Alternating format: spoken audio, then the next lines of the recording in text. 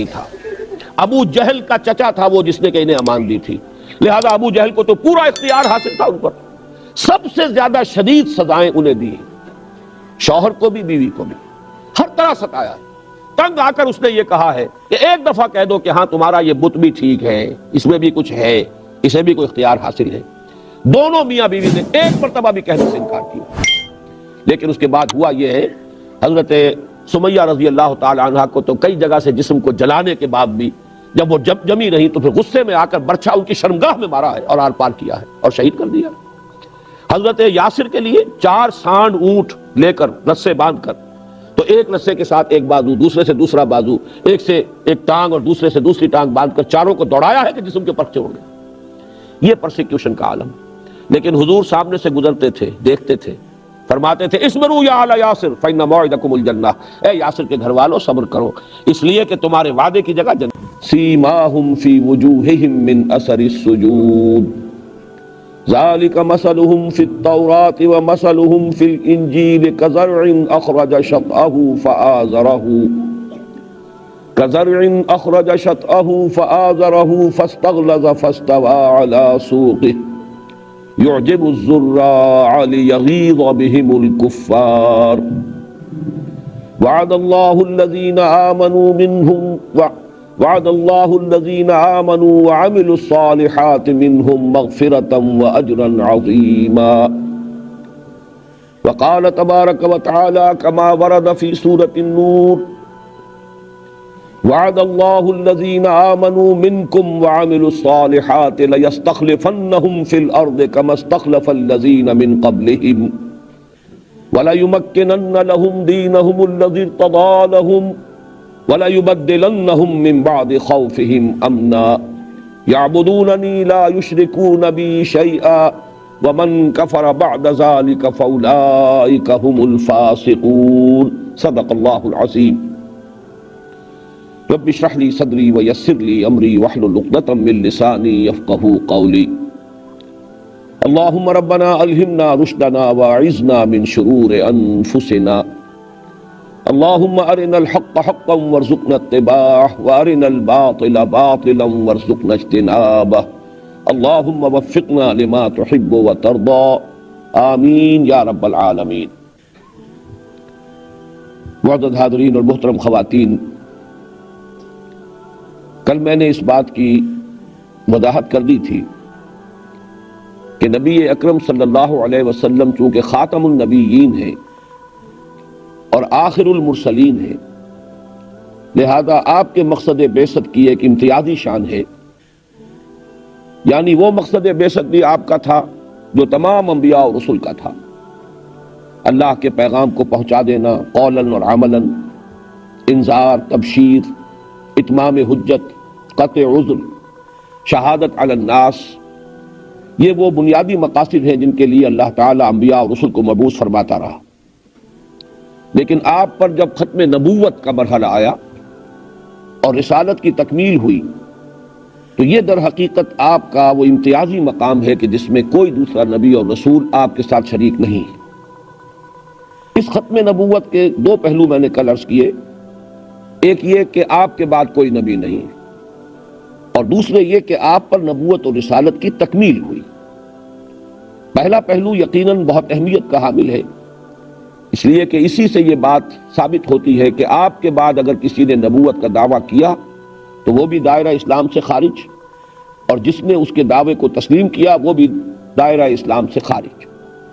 چنانچہ اس پہلو کو علماء کرام نے پوری وضاحت کے ساتھ بیان کیا ہے، اور میں نہیں سمجھتا کہ اب اس میں کسی بھی شے کے اضافے کا کوئی امکان ہے۔ البتہ دوسرا پہلو میرا احساس یہ ہے کہ اس کا حق جیسے کہ ادا کیا جانا چاہیے تھا ادا نہیں کیا گیا، اس کی جانب کما حقہ توجہ نہیں ہوئی، حالانکہ حضور صلی اللہ علیہ وسلم کی فضیلت در حقیقت ختم نبوت کے اسے دوسری پہلو میں مضمر ہے، یعنی یہ کہ آپ پر نبوت کی تکمیل ہوئی، رسالت کی تکمیل ہوئی۔ اس کے 5 میں نے مظہر آپ کے سامنے رکھے تھے۔ نمبر 1، آپ اللہ کے پہلے اور آخری رسول ہیں جو پوری نوع انسانی کے لیے مبعوث ہوئے۔ آپ سے پہلے تمام انبیاء جو بھیجے گئے، تمام رسول جو مبعوث ہوئے، وہ صرف اپنی قوموں کی طرف یا خاص علاقوں کی طرف یا خاص بستیوں کی طرف لیکن آپ کی بعثت ہے جیسے کہ سورہ سبا میں فرمایا وما ارسلناک الا کافۃ للناس بشیرا ونذیرا، اے محمد ہم نے آپ کو نہیں بھیجا ہے مگر پوری نوع انسانی کے لیے بشیر اور نذیر بنا کر صلی اللہ علیہ وسلم۔ یا جیسے فرمایا وما ارسلناک الا رحمتا للعالمین، ہم نے آپ کو نہیں بھیجا مگر تمام جہان والوں کے لیے رحمت بنا کر۔ دوسرا پہلو وہ ہدایت کہ جس کا سلسلہ حضرت آدم سے چلا آ رہا تھا، انبیاء کے ذریعے سے ہدایت خداوندی تدریجاً ترقی کرتے ہوئے اپنے نقطۂ عروج کو پہنچ گئی قرآن حکیم میں، الہدا، the final guidance, the complete guidance. اور یہی وجہ ہے کہ اس کی حفاظت کا ذمہ اللہ تعالیٰ نے لیا کہ اس میں تحریف نہیں ہو سکے گی، انا نحن نزلنا الذکر وانا لہ لحافظون۔ یہی وجہ ہے کہ سابقہ کتابوں کی حفاظت کا ذمہ نہیں لیا گیا، اس لیے کہ وہ تو ابھی عبوری دور کے لیے، انٹرم پیریڈز کے لیے، نوع انسانی کے لیے کچھ ہدایات تھی جو وقتاً فوقتاً آتی رہیں۔ اصل الہدا، کامل ہدایت قرآن حکیم۔ تیسرا پہلو یہ جو دوسرا پہلو میں نے بیان کیا ہے، اس کا تعلق ہے انسان کی شعوری ترقی کے ساتھ، ارتقاء جو نوع انسانی کا ہوا ہے اس کی شعور کی سطح کا۔ وہ یوں سمجھیے کہ 600 مسیح میں، 600 عیسوی میں اس درجے کو پہنچ چکا تھا کہ تمام فلسفی اور حکماء یہ تسلیم کرتے ہیں کہ انسان کی فلسفیانہ سوچ اپنے نقطۂ عروج کو پہنچ چکی تھی۔ اس کے بعد اب یہ الہدا نازل ہوا۔ تیسرا مظہر حضور پر رسالت کی تکمیل کا، اور اس کا تعلق ہے انسان کی تمدنی ترقی سے، کہ اجتماعی نظام اب اس کیفیت کو پہنچ چکا تھا کہ انسان کی اصل ضرورت تھی ایک عادلانہ نظام زندگی، ایک عادلانہ نظام اجتماعی، ایک سسٹم آف سوشل جسٹس۔ سیاسی اعتبار سے عدل ہو، معاشی اعتبار سے عدل ہو، سماجی اعتبار سے عدل ہو، کوئی ظلم نہ ہو، کوئی جبر نہ ہو، کوئی استحصال نہ ہو، بلکہ جنہیں دنیا میں کہا جاتا ہے 3 اقدار ایسی ہیں، حریت، مساوات اور اخوت۔ ان 3 اصولوں کو سمو کر کسی نظام زندگی میں وہ انسان کو عطا کیا جائے۔ چنانچہ یہ نظام زندگی بھی حضور صلی اللہ علیہ وسلم پر کامل کر دیا گیا۔ الدین الحق، سچا دین، مبنی بر انصاف دین، جس کے بارے میں فرما دیا گیا سورہ مائدہ میں الیوم اکملت لکم دینکم واتممت علیکم نعمتی ورضیت لکم الاسلام دینا۔ چوتھا مظہر آپ پر رسالت کی تکمیل کا یہ ہے کہ آپ نے وہ نظام عدل صرف نظری طور پر نہیں دیا، بلکہ ایک بڑی ہی جاں گسل محنت و مشقت کے ذریعے سے اس نظام کو عملاً قائم کر کے اس کا ایک عملی نمونہ دنیا کے سامنے پیش کر دیا۔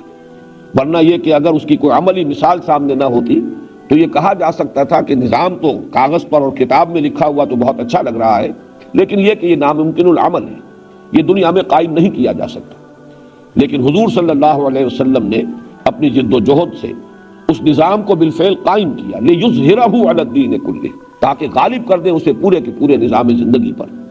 اور آخری بات جس سے کہ آج مجھے اپنی گفتگو کا آغاز کرنا ہے کہ آپ پر نہ صرف رسالت کی تکمیل بلکہ یوں سمجھیے کہ نوع انسانی کی جو آخری ترقی ہو سکتی تھی، انسانیت کی معراج، اس تک آپ نے پہنچا دیا، بئی طور کہ یہ ساری جد و جہد جو آپ نے کی، جس کے نتیجے میں اللہ کا دین قائم ہوا، ایک عظیم انقلاب برپا ہوا، وہ سب انسانی جد و جہد، ہیومن ایفرٹ، ہیومن سٹرگل، محنت، مشقت، انسانی کوشش، ایثار، قربانی کے ذریعے سے یہ کارنامہ سر انجام دیا۔ اللہ تعالیٰ کی مدد یقیناً آئی ہے، لیکن یہ کہ وہ کیفیت ہمیں سیرت النبی میں نظر نہیں آتی جو مثلاً حضرت موسیٰ علیہ السلام کی سرگزشت میں کہ قدم قدم پر معجزے، قدم قدم پر خرق عادت، یہاں جو کچھ ہوا ہے اس عالم مادی میں، عالم اسباب میں محنت اور مشقت کے ذریعے ہوا ہے۔ یہ 5 مظہر ہیں نبی اکرم صلی اللہ علیہ وسلم پر تکمیل رسالت کے۔ اب آج مجھے آپ کے سامنے سیرت النبی کا ایک جائزہ پیش کرنا ہے صلی اللہ علیہ وسلم، جس سے یہ اندازہ ہوگا کہ وہ انقلابی عمل کون سا ہے، اس کے مختلف مراحل کون سے ہیں کہ جن کے ذریعے سے نبی اکرم صلی اللہ علیہ وسلم نے اتنا عظیم کارنامہ سر انجام دیا کہ جس کو دنیا نے بھی تسلیم کیا کہ اس کی کوئی نظیر تاریخ انسانی میں موجود نہیں۔ میں ایم این رائے کا قول آپ کو سنا چکا ہوں 1920 کا کہ تاریخ انسانی کا عظیم ترین انقلاب وہ تھا کہ جو عرب میں برپا ہوا اب سے 1400 برس قبل، اور یہ کہ تاریخ انسانی کے سب سے بڑے انقلابی قائد تھے محمد صلی اللہ علیہ وسلم۔ ظاہر بات ہے کہ وہ حضور پر ایمان نہیں رکھتا، لیکن یہ ہے کہ جہاں تک واقعات ہیں، جہاں تک تاریخی شواہد ہیں، اس سے انکار کرنا اس کے لیے ممکن نہیں ہے۔ اسی طرح کا قول جو ہے 1980 کے آس پاس کتاب شائع ہوئی امریکہ میں D100 A Selection and Gradation of the 100 Most Influential Personalities of the Human Race، اور اس میں وہ نمبر 1 پر لایا محمد رسول اللہ صلی اللہ علیہ وسلم کو، اور تسلیم کیا کہ یہ میں اس لیے کر رہا ہوں کہ مجھے پوری انسانی تاریخ میں اس کی کوئی اور نظیر نہیں ملتی۔ He is the only person supremely successful at both the religious and the secular levels۔ دونوں فیلڈز میں انتہائی کامیاب انسان تو ایک ہی ہے نسل انسانی کا۔ میں گاندھی کی شہادت بھی بیان کر چکا ہوں، کل H.G. ویلز کی گواہی بھی بیان کر چکا ہوں، اس لیے کہ غیروں کی گواہی ہے در حقیقت جو اہمیت رکھتی ہے۔ ہمیں تو حضور صلی اللہ علیہ وسلم کی ہر شے سے یقیناً عشق ہوگا، ہمارے دل میں تو آپ کی محبت ہے، عقیدت ہے، ہمیں تو ہر شے جو ہے عظمت کی بلندیوں پر نظر آئے گی، لیکن اصل میں وہ عربی زبان کا میں نے مقولہ آپ کو سنایا تھا کہ الفضل ما شہدت بہ الاعداء، اصل فضیلت وہ ہے جس کی گواہی اور جس کا اقرار دشمن کرے۔ تو غیروں نے تسلیم کیا ہے کہ نبی اکرم صلی اللہ علیہ وسلم نے تاریخ انسانی کا عظیم ترین انقلاب برپا کیا۔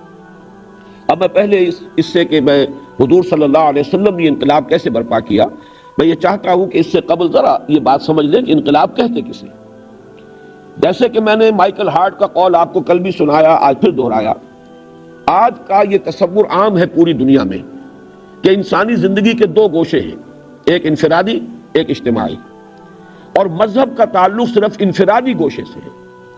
جو سیکولرزم کا نظریہ آج پوری دنیا میں چل رہا ہے وہ یہی ہے کہ انسان کے لیے مذہب جو ہے وہ اس کا انفرادی معاملہ ہے، اس کو چھوڑ دیا جانا چاہیے ہر انسان پر کہ وہ جو چاہے عقیدہ رکھے، جس کو چاہے پوجے، جس طرح چاہے پوجے، اور اسی طریقے سے کچھ سوشل کسٹمز ہیں جس طریقے سے چاہے ان کو کر لے۔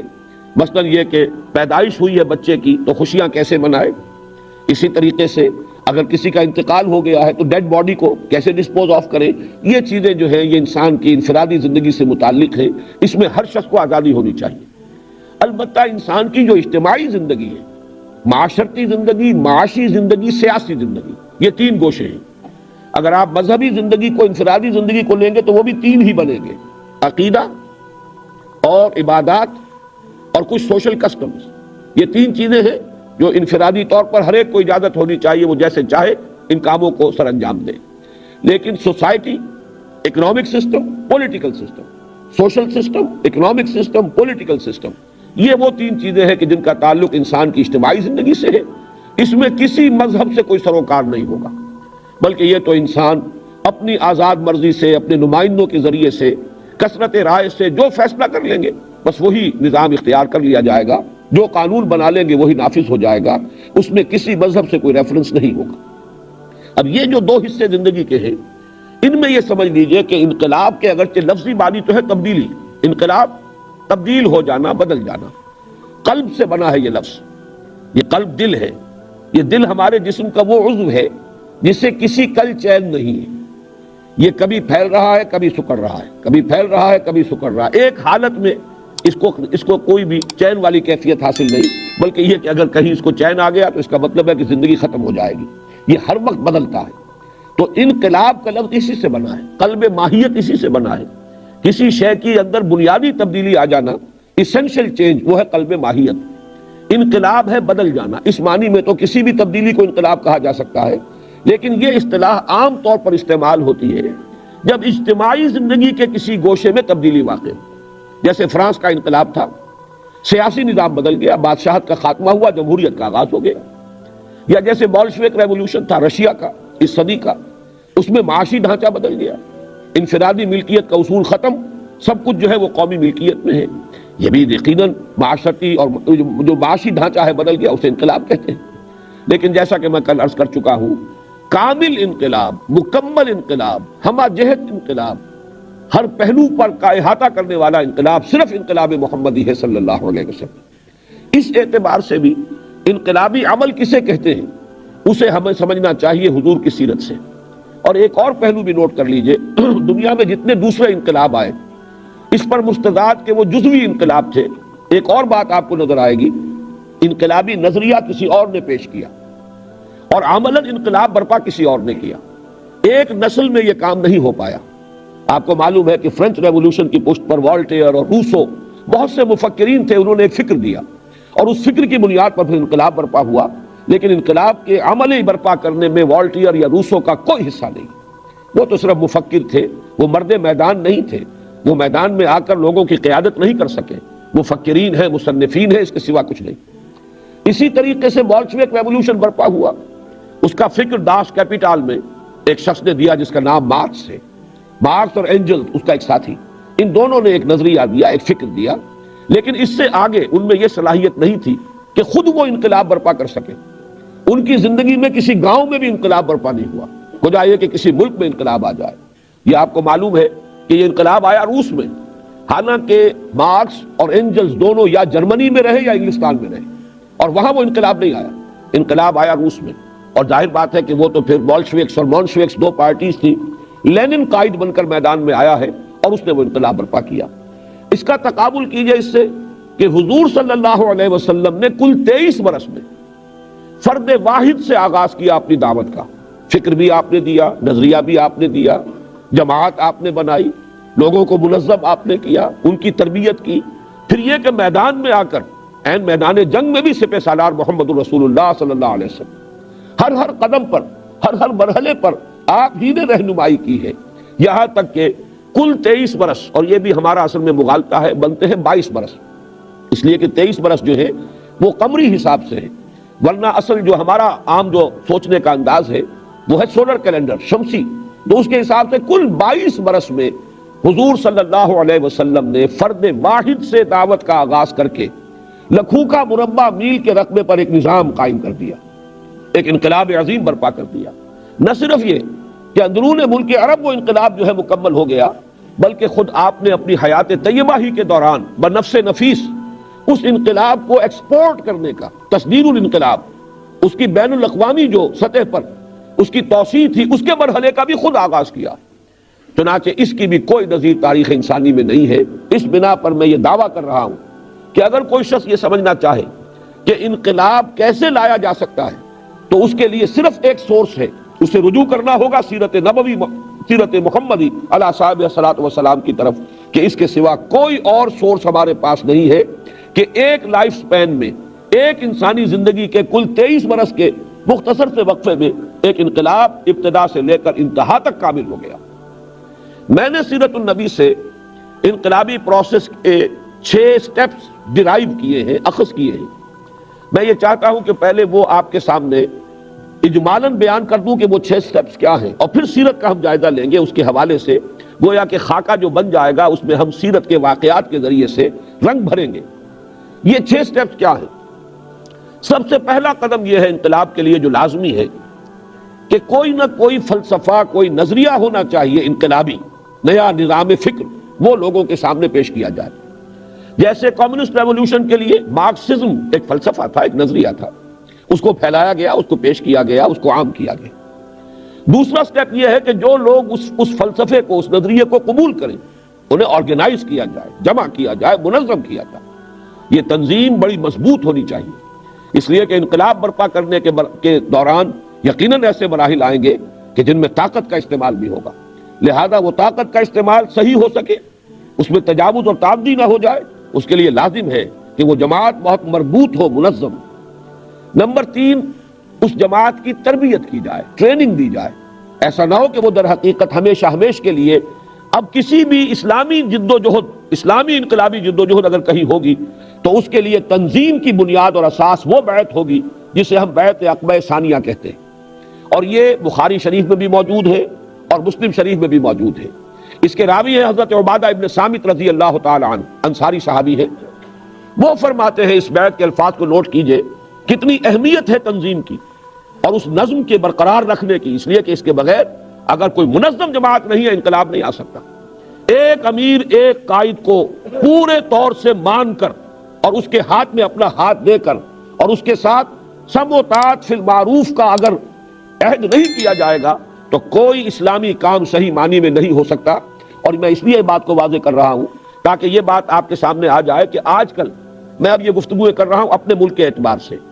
بہت سی تحریکیں، بہت سی جماعتیں، بہت سی کوششیں ہوئی ہیں دین کے لیے، شریعت کے نفاذ کے لیے. ناکامی کیوں ہو رہی ہے؟ کہ اس کے لیے جماعتی نظم وہ اختیار نہیں کیا گیا جو محمد الرسول اللہ صلی اللہ علیہ وسلم نے تلقین کیا تھا.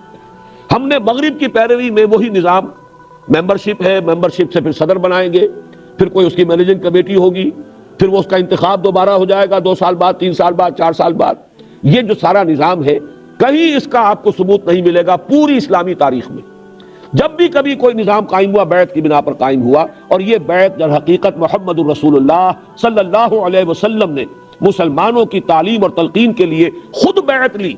حالانکہ آپ رسول تھے، آپ کو بیعت لینے کی ضرورت نہیں تھی. بغیر بیعت لیے بھی ہر مسلمان جو ہے آپ کی اطاعت کا پابند ہے، اس لیے کہ اس نے آپ کو رسول مانا ہے. لیکن ہمارے لیے آنے والے ادوار کے لیے ایک اسوہ چھوڑنے کے لیے، ایک نمونہ فراہم کرنے کے لیے حضور نے بیعت لی. اس بیعت کے الفاظ ذرا توجہ سے سنیے. حضرت عبادہ ابن صامت فرماتے ہیں رضی اللہ تعالی عنہ، بایعنا رسول اللہ صلی اللہ علیہ وسلم، ہم نے بیعت کی تھی اللہ کے رسول سے صلی اللہ علیہ وسلم. کس بات کی؟ اب گنتے جائیے. علی السمع والطاعۃ، کہ آپ کا ہر حکم سنیں گے اور مانیں گے. فی العسر والیسر، چاہے آسانی ہو چاہے تنگی ہو. والمنشط والمکرہ، چاہے طبیعت میں انشراح ہو اور چاہے طبیعتوں پر جبر کرنا پڑے. یعنی ہو سکتا ہے حضور کوئی حکم دے رہے ہیں اور کسی شخص کو، کسی صحابی کو پورا انشراح نہیں ہو رہا کہ یہی معاملہ درست ہے، یہی صحیح تدبیر ہے، اس کے ذہن میں کوئی اور تدبیر ہے. اس کی میں مثال بھی دے دوں گا بعد میں جب 6 مرحلے کا ہم بیان کریں گے کہ اسی معاملے میں در حقیقت غزوہ احد میں جو کچھ ہوا وہ اسی وجہ سے کہ ایک کمزوری کا مظاہرہ ہوا مسلمانوں کی طرف سے. ورنہ یہاں حضور سے بیعت کی تھی کہ چاہے ہماری طبیعتوں میں آمادگی ہو اور چاہے ہمیں آپ کے حکم پر عمل کرنے میں اپنی طبیعتوں پر جبر کرنا پڑے. بایعنا رسول اللہ صلی اللہ علیہ وسلم علی السمع والطاعۃ فی العسر والیسر والمنشط والمکرہ وعلی اثرۃ علینا، چاہے ہم پر دوسروں کو ترجیح دے دیں. ہم یہ نہیں کہیں گے کہ آپ نے فلاں کو امیر کیوں بنایا، جبکہ یہ تو ابھی آیا ہے، چند دن ہوئے، میں پرانا ہوں، میری اتنی سٹینڈنگ ہے، میں سینئر ہوں. نہیں، جس کو آپ چاہیں گے امیر بنائیں. وعلی لا ننازع الامر اہلہ، اور یہ کہ ہم جھگڑیں گے نہیں ان لوگوں سے کہ جنہیں آپ امیر بنائیں گے، والی امر بنائیں گے، جنہیں بھی آپ عہدہ دیں گے ہم ان کے ساتھ تعاون کریں گے، بجائے اس کے کہ ان کے ساتھ جھگڑیں، کوئی فرکشن رکھیں. بلکہ جیسے کہ حضور نے فرمایا، من اطاعنی فقد اطاع اللہ ومن عصانی فقد عصی اللہ ومن اطاع امیری فقد اطاعنی ومن عصا امیری فقد عصانی. جس نے میری اطاعت کی اس نے اللہ کی اطاعت کی، جس نے میری نافرمانی کی اس نے اللہ کی نافرمانی کی، اور جس نے میرے مقرر کردہ کسی امیر کی اطاعت کی اس نے در حقیقت میری اطاعت کی، اور جس نے میرے مقرر کیے ہوئے امیر کی نافرمانی کی اس نے میری نافرمانی کی. اب آپ دیکھیے کہ تنظیم جب بھی بنتی ہے ایک ہی آدمی تو نہیں ہوتا. ایک تو یقیناً ٹاپ پر تو ایک ہے قائد، لیکن اس کے نیچے ہوں گے مختلف علاقوں کے امراء ہوں گے. فوج ہے اگر تو فوج میں ایک جو ہے قلب ہے، ایک میسرہ ہے، ایک میمنہ ہے. کوئی کمانڈر ہوگا جو میسرہ ہے دائیں طرف کا حصہ اس کا، کوئی کمانڈر معین کیا جائے گا میمنہ کے لیے، کوئی کمانڈر ہوگا قلب کے لیے. ہر ایک اپنی جگہ پر امیر ہے. اب اگر ان کی اطاعت نہ کی جائے تو ظاہر بات ہے کہ پھر نظم و جماعت تو قائم نہیں رہا. تو حضور صلی اللہ علیہ وسلم نے تنظیم جو ہے مسلمانوں کو سکھائی کہ جمع ہو جاؤ اور ایک امیر کی اطاعت کے اوپر جب مجتمع ہو جاؤ گے تبھی کوئی خیر کا کام کر سکو گے. اب آئیے تیسری چیز، اب آپ نے تربیت دی. تربیت جو ہوتی ہے اس کو نوٹ کر لیجئے. ہمارے ہاں بدقسمتی سے جب خلافت راشدہ کا نظام ختم ہو گیا اور ہمارے ہاں مذہب اور سیاست جو ہے علیحدہ ہو گئے. حکومت اب بادشاہوں کی ہے، بنو امیہ کے ہوں، بنو عباس کے ہوں، کوئی اور ہو، اور جو روحانی ہے رہنمائی وہ صوفیاء کر رہے ہیں، علمی رہنمائی علماء کر رہے ہیں. یہ تقسیم ہو گیا. جبکہ خلافت راشدہ کے دوران حضور صلی اللہ علیہ وسلم کی موجودگی میں تو کوئی اور سوال ہے ہی نہیں. آپ ہی سپہ سالار بھی ہیں، آپ ہی قاضی القضات بھی ہیں، آپ ہی داعی بھی ہیں، آپ ہی مبلغ بھی ہیں، آپ ہی سب سے بڑے معلم بھی ہیں. تو یہ ساری حیثیتیں ایک فرد میں جمع تھی. لیکن خلافت راشدہ تک بھی یہ ساری حیثیتیں جمع تھی. حضرت ابو بکر ہیں، وہی امام ہیں، وہی خطیب ہیں مسجد نبوی کے اندر، وہی سب سے بڑے صوفی بھی ہیں، روحانیت کے اندر بھی وہی رہنمائی کریں گے. اور پھر یہ کہ سیاست جو ہے، حکومت ہے، اس کا بھی اختیار ان کے پاس ہے. لیکن بعد میں جب تقسیمیں ہو گئی تو پھر جو ہمارا خانقاہی نظام وجود میں آیا ہے اس نے تربیت اور تزکیے کے لیے کچھ اور نئے طریقے ایجاد کیے. یہ مراقبے ہو رہے ہیں، یہ ذکر کی نئی نئی شکلیں ہیں جو ایجاد ہوئی ہیں. یہ کیوں کی گئی؟ اس لیے کہ در حقیقت دین اور دنیا کی جو دوئی قائم ہو گئی اس کی وجہ سے وہ جو نظام تربیت تھا محمد رسول اللہ صلی اللہ علیہ وسلم کا وہ ختم ہو گیا. وہ نظام تربیت کیا تھا؟ حضور نے تربیت کیسے دی؟ سب سے پہلی بات جو کسی انقلابی تربیت میں ضروری ہے وہ یہ ہے کہ جو بنیادی نظریہ ہے وہ پختہ سے پختہ ہوتا چلا جائے، اس میں کہیں ضعف نہیں آنا چاہیے. اس لیے کہ ظاہر بات ہے وہی شخص قربانی دے گا کہ جس کے ذہن کے اندر وہ اپنا عقیدہ پختہ ہے، ایمان راسخ ہے، جاگزی ہے۔ اس اعتبار سے قرآن کا پڑھنا پڑھانا، آپ اندازہ کیجئے، خود حضور سے خطاب کر کے فرمایا گیا شروع میں، یا ایھا المزمل قم اللیل الا قلیلا نصفہ او انقص منہ قلیلا او زد علیہ ورتل القرآن ترتیلا۔ اس قرآن کو ٹھوک ٹھوک کر اپنے اندر اتاریے، اور یہی کام صحابہ کرام، اصل میں خطاب حضور سے ہو رہا ہے لیکن اصل تو یہ امت سے کہا جا رہا ہے۔ ان ربک یعلم انک تقوم ادنی من ثلثی اللیل ونصفہ وثلثہ وطائفۃ من الذین معک۔ آپ کے ساتھ جو ایمان لائے، اس طریقے سے قرآن مجید جو ہے ان کے ذہنوں میں، ان کے قلوب میں، ان کے وجود کے اندر سرایت کر رہا۔ لہذا تہجد کی نماز، رات کو کھڑے رہنا، اس میں یہ ہے کہ نفس کے خلاف بھی، ان ناشیۃ اللیل ہی اشد وطئا واقوم قیلا، رات کے وقت جاگ کر، نیند سے اٹھ کر اللہ کی عبادت کے لیے کھڑے ہو جانا، نفس کو کچلنے میں یہ بہت ہی مفید ہے۔ البتہ جیسے جیسے مرحلے آگے آئے، پھر وہ تہجد کی بجائے پنج گانہ نماز، جب یہ پنج گانہ نماز آ گئی، فرض نماز، تو پھر فرما دیا گیا کہ جتنی شدید ٹریننگ آغاز میں آپ کو دی گئی ہے، اے مسلمانوں، اس کا احاطہ تم نہیں کر سکو گے، اس پر پابندی نہیں کر سکو گے۔ اللہ تعالیٰ کے علم میں ہے، علم ان سیکون منکم مرضی وآخرون یضربون فی الارض یبتغون من فضل اللہ وآخرون یقاتلون فی سبیل اللہ فاقرؤوا ما تیسر منہ واقیموا الصلاۃ وآتوا الزکاۃ۔ جب یہ کیفیت ہو گئی تو اب رات کی اتنی مشقت نہیں جھیل سکو گے، آخر کبھی بیماری بھی آئے گی، کبھی سفروں پر بھی ہوگے، کبھی اللہ کی راہ میں جنگوں کے لیے نکلو گے، تو یہ مشقت جھیلنی جو ہے آسان نہیں ہوگی۔ لہذا جتنا بھی ممکن ہے قرآن کو پڑھو، قراءت قرآن لازم ہے، اس لیے کہ اسی سے تمہارا نظریہ تازہ ہوتا رہے گا، اسی سے وہ فکر جو ہے، ایمان، اس کے اندر گہرائی اور گہرائی جو ہے بڑھتی چلی جائے گی۔ باقی نماز قائم کرو، زکوٰۃ ادا کرو، یہ ہے در حقیقت جو بدل ہو گیا اس رات کی شدید ریاضت کا۔ لیکن جان لیجئے، اسلام کی تربیت، انقلابی تربیت میں سب سے پہلا جو ہے، سب سے مؤثر عمل، وہ قرآن مجید کو زیادہ سے زیادہ اپنے باطن میں اتارتے رہنا اور تازہ رکھنا، استحضار رکھنا، کہیں ذہول نہ ہو جائے، کہیں کسی درجے میں بھی انسان جو ہے اس کا فکر دھندلا نہ جائے۔ نمبر دو چیز اب نوٹ کیجئے کہ اس اسلامی تربیت کا دوسرا اہم ترین حصہ جو ہے، ایمان میں سے ایمان بالآخرہ، یہ یقین جتنا مستحضر ہو جائے کہ یہ زندگی عارضی زندگی ہے، اصل زندگی موت کے بعد کی زندگی۔ ان دار الآخرۃ لہی الحیوان لو کانوا یعلمون، اصل میں تو آخرت کا گھر ہی زندگی ہے، کاش کہ انہیں معلوم ہوتا۔ میں کل وضاحت سے بیان کر چکا ہوں، جس شخص کا یقین اس بات پر ہو جائے گا، وہ تن من دھن لگا دینے میں اسے کوئی باک نہیں۔ یہ تن من دھن کو سنبھال کر تو وہ رکھے گا جو یہ سمجھتا ہو کہ کوئی اور زندگی نہیں ہے۔ یہ اگر خرچ کر دیا میں نے تو گویا کہ خرچ ہو گیا، ضائع ہو گیا، لیکن اگر تصور یہ ہے کہ نہیں، یہ تو جمع ہو گیا اللہ کے بینک میں، وہ بینک جس کے لیے کوئی اندیشہ نہیں ہے، وہاں پر کوئی ہمیں خطرہ نہیں ہے۔ آپ کو تو یہاں خوب اندازہ ہے نا کہ ایک بینک نے جو کچھ کیا ہے یا جو کچھ اس کے ساتھ ہو گیا ہے، اس سے اب شاید لوگوں کو بینکوں پر بھی وہ اعتماد نہیں رہے گا اور سوچیں گے۔ لیکن یہ کہ ایک بینک ایسا ہے جس میں کوئی اندیشہ نہیں، وہ اللہ کا بینک ہے۔ یہ عقیدہ آخرت ہے در حقیقت کے جو وہ سرفروشی اور جاں فشانی اور اپنا سب کچھ اللہ کی راہ میں لگانے کے لیے انسان کو آمادہ کرتا ہے، کہ اسے معلوم ہے کہ اصل زندگی تو وہ ہے، اور جو کچھ میں یہاں خرچ کر رہا ہوں اللہ کے لیے، جو کچھ میں محنت کر رہا ہوں اللہ کے دین کے لیے، اس کا مجھے بہت بڑا اجر و ثواب اللہ کے ہاں ملے گا۔ پھر یہ کہ باہمی اخوت، آپس کا بھائی چارہ، جیسے کہ میں نے بھی وہ آیت ابھی پڑھی کہ یہ محمد الرسول اللہ والذین معہ اشداء علی الکفار رحماء بینہم، آپس میں انتہائی شفیق اور مہربان۔ یہ اخوت جو ہے، جس کی ایک مثال جو ہے غزوہ احد میں سامنے آئی، وہ واقعہ آپ نے سنا بھی ہوگا کہ آپ کو معلوم ہے کہ بہت سے مسلمان شہید ہوئے، 70 شہید ہوئے۔ ان میں جب جنگ کے بعد کیفیت ہوئی کہ 3 زخمی تھے، جن میں سے اس وقت جب کہ خون بہت نکل جاتا ہے، جس میں سے پیاس کا شدت سے احساس ہوتا ہے، تو ایک زخمی کہہ رہے ہیں الاچ الاچ، پانی کا پیالہ قریب لایا جاتا ہے کہ برابر سے کسی اور کی آواز آ جاتی ہے الاچ، اب وہ کہتا ہے پہلے میرے بھائی کو پلاؤ۔ وہاں گئے تو ان کو ابھی صرف منہ کو لگایا تھا پیالہ کے، اور قریب سے آ گئی کسی اور کی پکار الاچ، اور وہ کہا پہلے اس کو پلاؤ۔ جب وہاں پہنچے ہیں ان کا انتقال ہو گیا، واپس آئے دوسرے کا بھی انتقال ہو گیا، پھر واپس آئے پہلا بھی گیا۔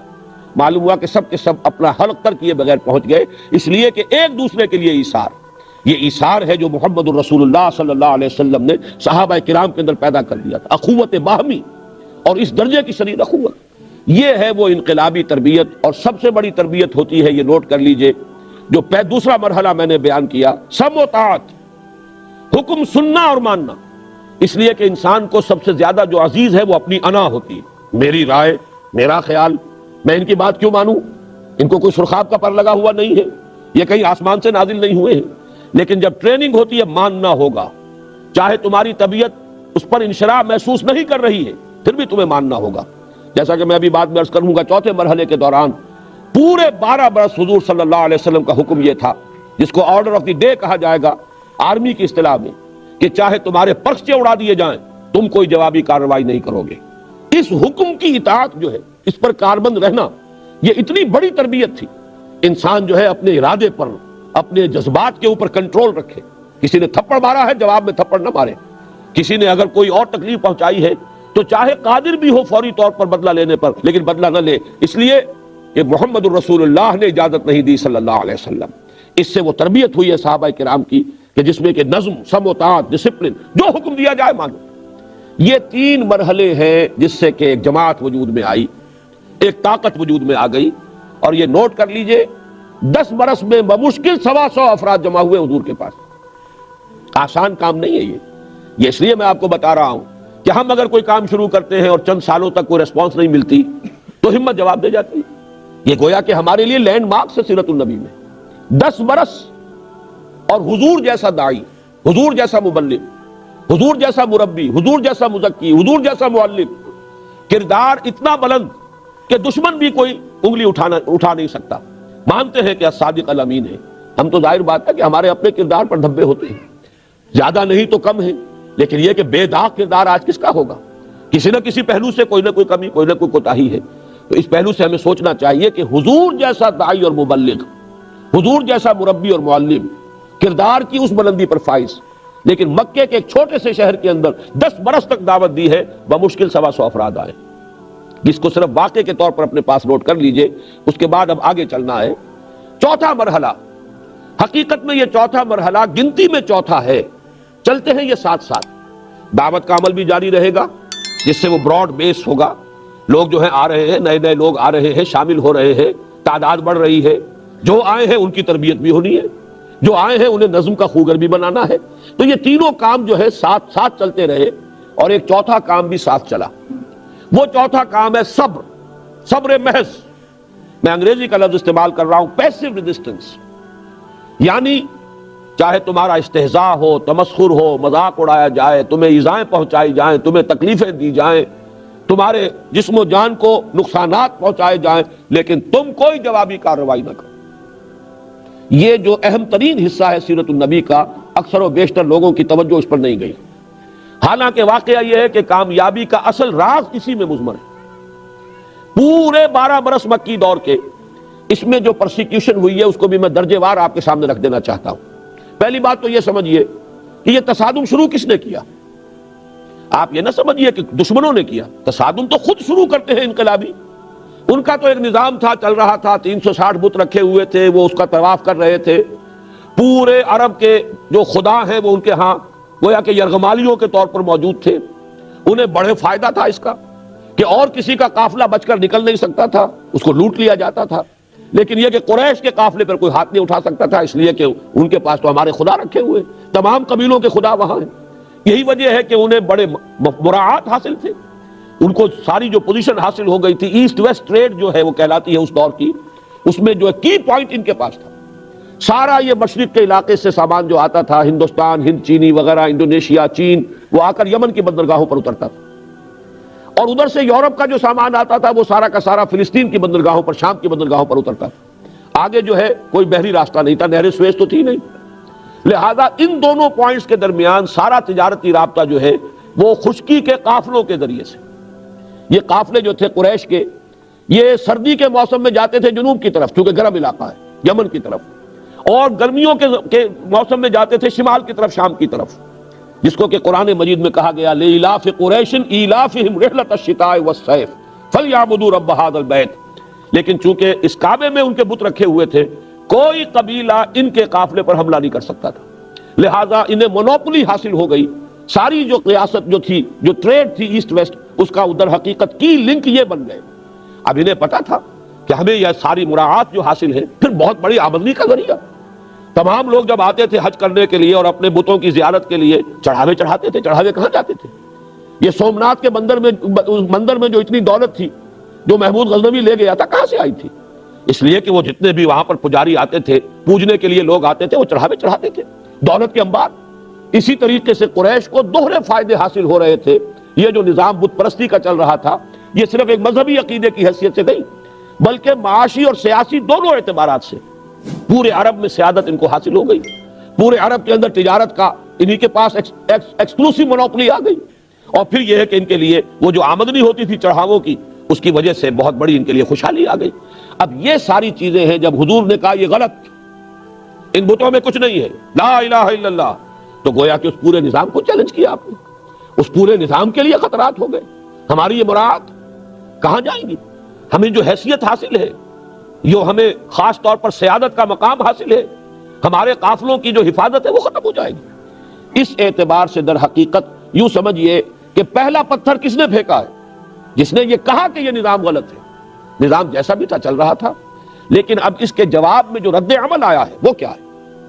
پہلے 4 برس تک یا 3 برس تک ایسے محسوس ہوتا ہے کہ ساری کوشش یہ ہوئی کہ حضور صلی اللہ علیہ وسلم ہی کو چٹکیوں میں اڑا دیا جائے، پھپتیاں چست کی جا رہی، استہزاء ہو رہا ہے، تمسخر اڑایا جا رہا ہے۔ معلوم ہوتا ہے کہ ان پر کسی آسیب کا سایہ ہو گیا، یا انہیں کوئی خلل دماغی کا عارضہ لاحق ہو گیا، بس یہ شاعر ہیں، شعر اچھا کہتے ہیں، اور کیا ہے اس کے سوا کچھ نہیں۔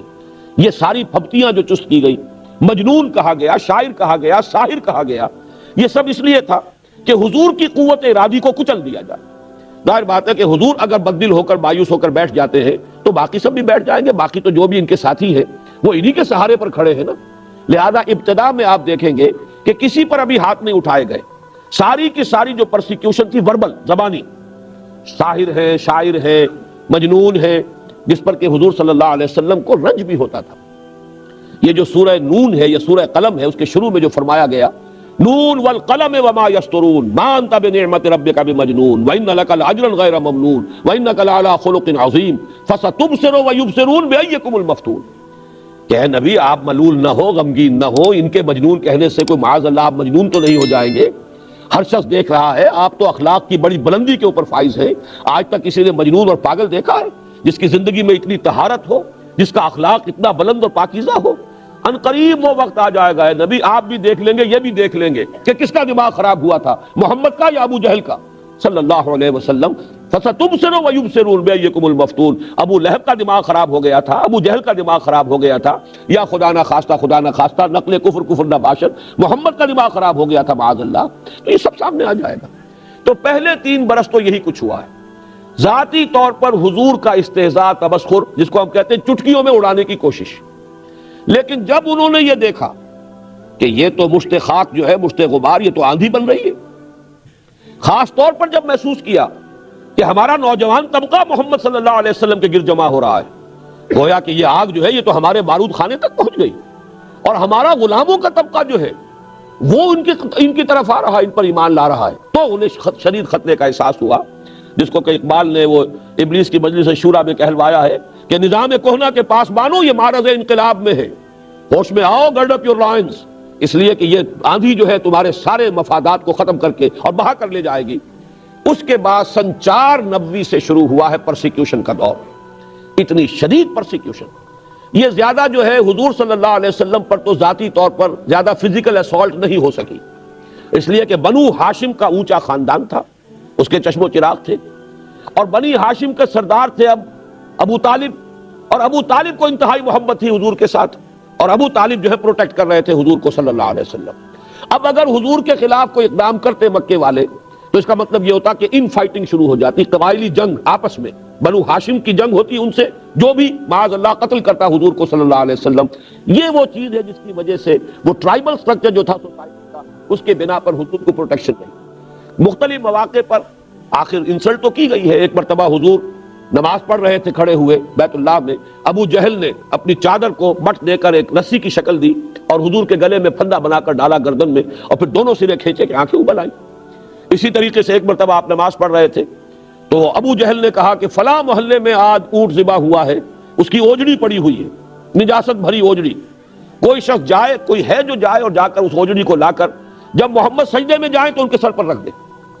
عقبہ ابن ابی معیط ایک بہت ہی شقی انسان تھا ابو جہل کے ساتھیوں میں سے، اس نے کہا یہ کام میں کروں گا، گیا اور لا کر جب حضور سجدے میں گئے اوجڑی آپ کی گردن پر رکھ دی۔ یہ سارا کچھ بھی ہوا ہے حضور کے ساتھ، ایک مرتبہ حضور کو مارنے کے لیے آگے بڑھے، حضرت ابو بکر درمیان میں آ گئے، اتقتلون رجلا ان یقول ربی اللہ، یہ وہی بات ہے کہ جو حضرت موسیٰ علیہ السلام کے زمانے میں مومن آل فرعون نے کہی تھی، کیا تم ایک شخص کو قتل کرنے کے در پہ ہو حالانکہ اس کا جرم اس کے سوا کچھ نہیں کہ وہ کہتا ہے میرا رب اللہ ہے۔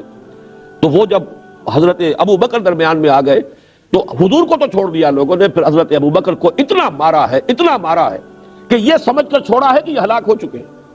بعد میں ان کے قبیلے کے لوگ آئے، اٹھا کر لے گئے، کتی مارداری کی، ہوش میں آئے تو سب سے پہلے یہ پوچھا کہ حضور کا کیا حال ہے صلی اللہ علیہ وسلم۔ اپنی کوئی فکر نہیں تھی ابو بکر کو، فکر اس حالت میں بھی تھی تو محمد رسول اللہ صلی اللہ علیہ وسلم۔ بہرحال یہ معاملے تو ہیں اونچے لوگوں کے، بیچارے نوجوان، ظاہر بات ہے ان پر تو ہر ایک کو حق حاصل ہے، والدین کو حق حاصل ہے، بزرگوں کو حق حاصل ہے، جیسے چاہیں مارے پیٹے۔ پھر غلام، ان کا تو کوئی حق تھا ہی نہیں، انہیں تو چاہے قتل کر دے، کوئی پوچھنے والا نہیں۔ تو غلاموں کا طبقہ اور نوجوانوں کا طبقہ جو ہے اس پر سب سے زیادہ شدید جو پرسیکیوشن اور ٹارچر ہوا ہے وہ ان پر ہوا ہے، جس کی میں چند مثالیں آپ کو دے دوں۔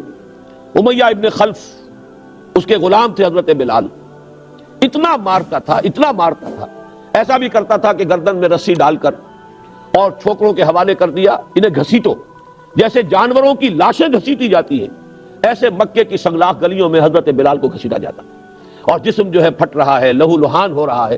ادھر آ جائیے، سامنے نہ بیٹھیے پلیز، اس سے تو آپ پھر آبسٹرکشن بن جاتی ہے نا، ادھر آ جائیے۔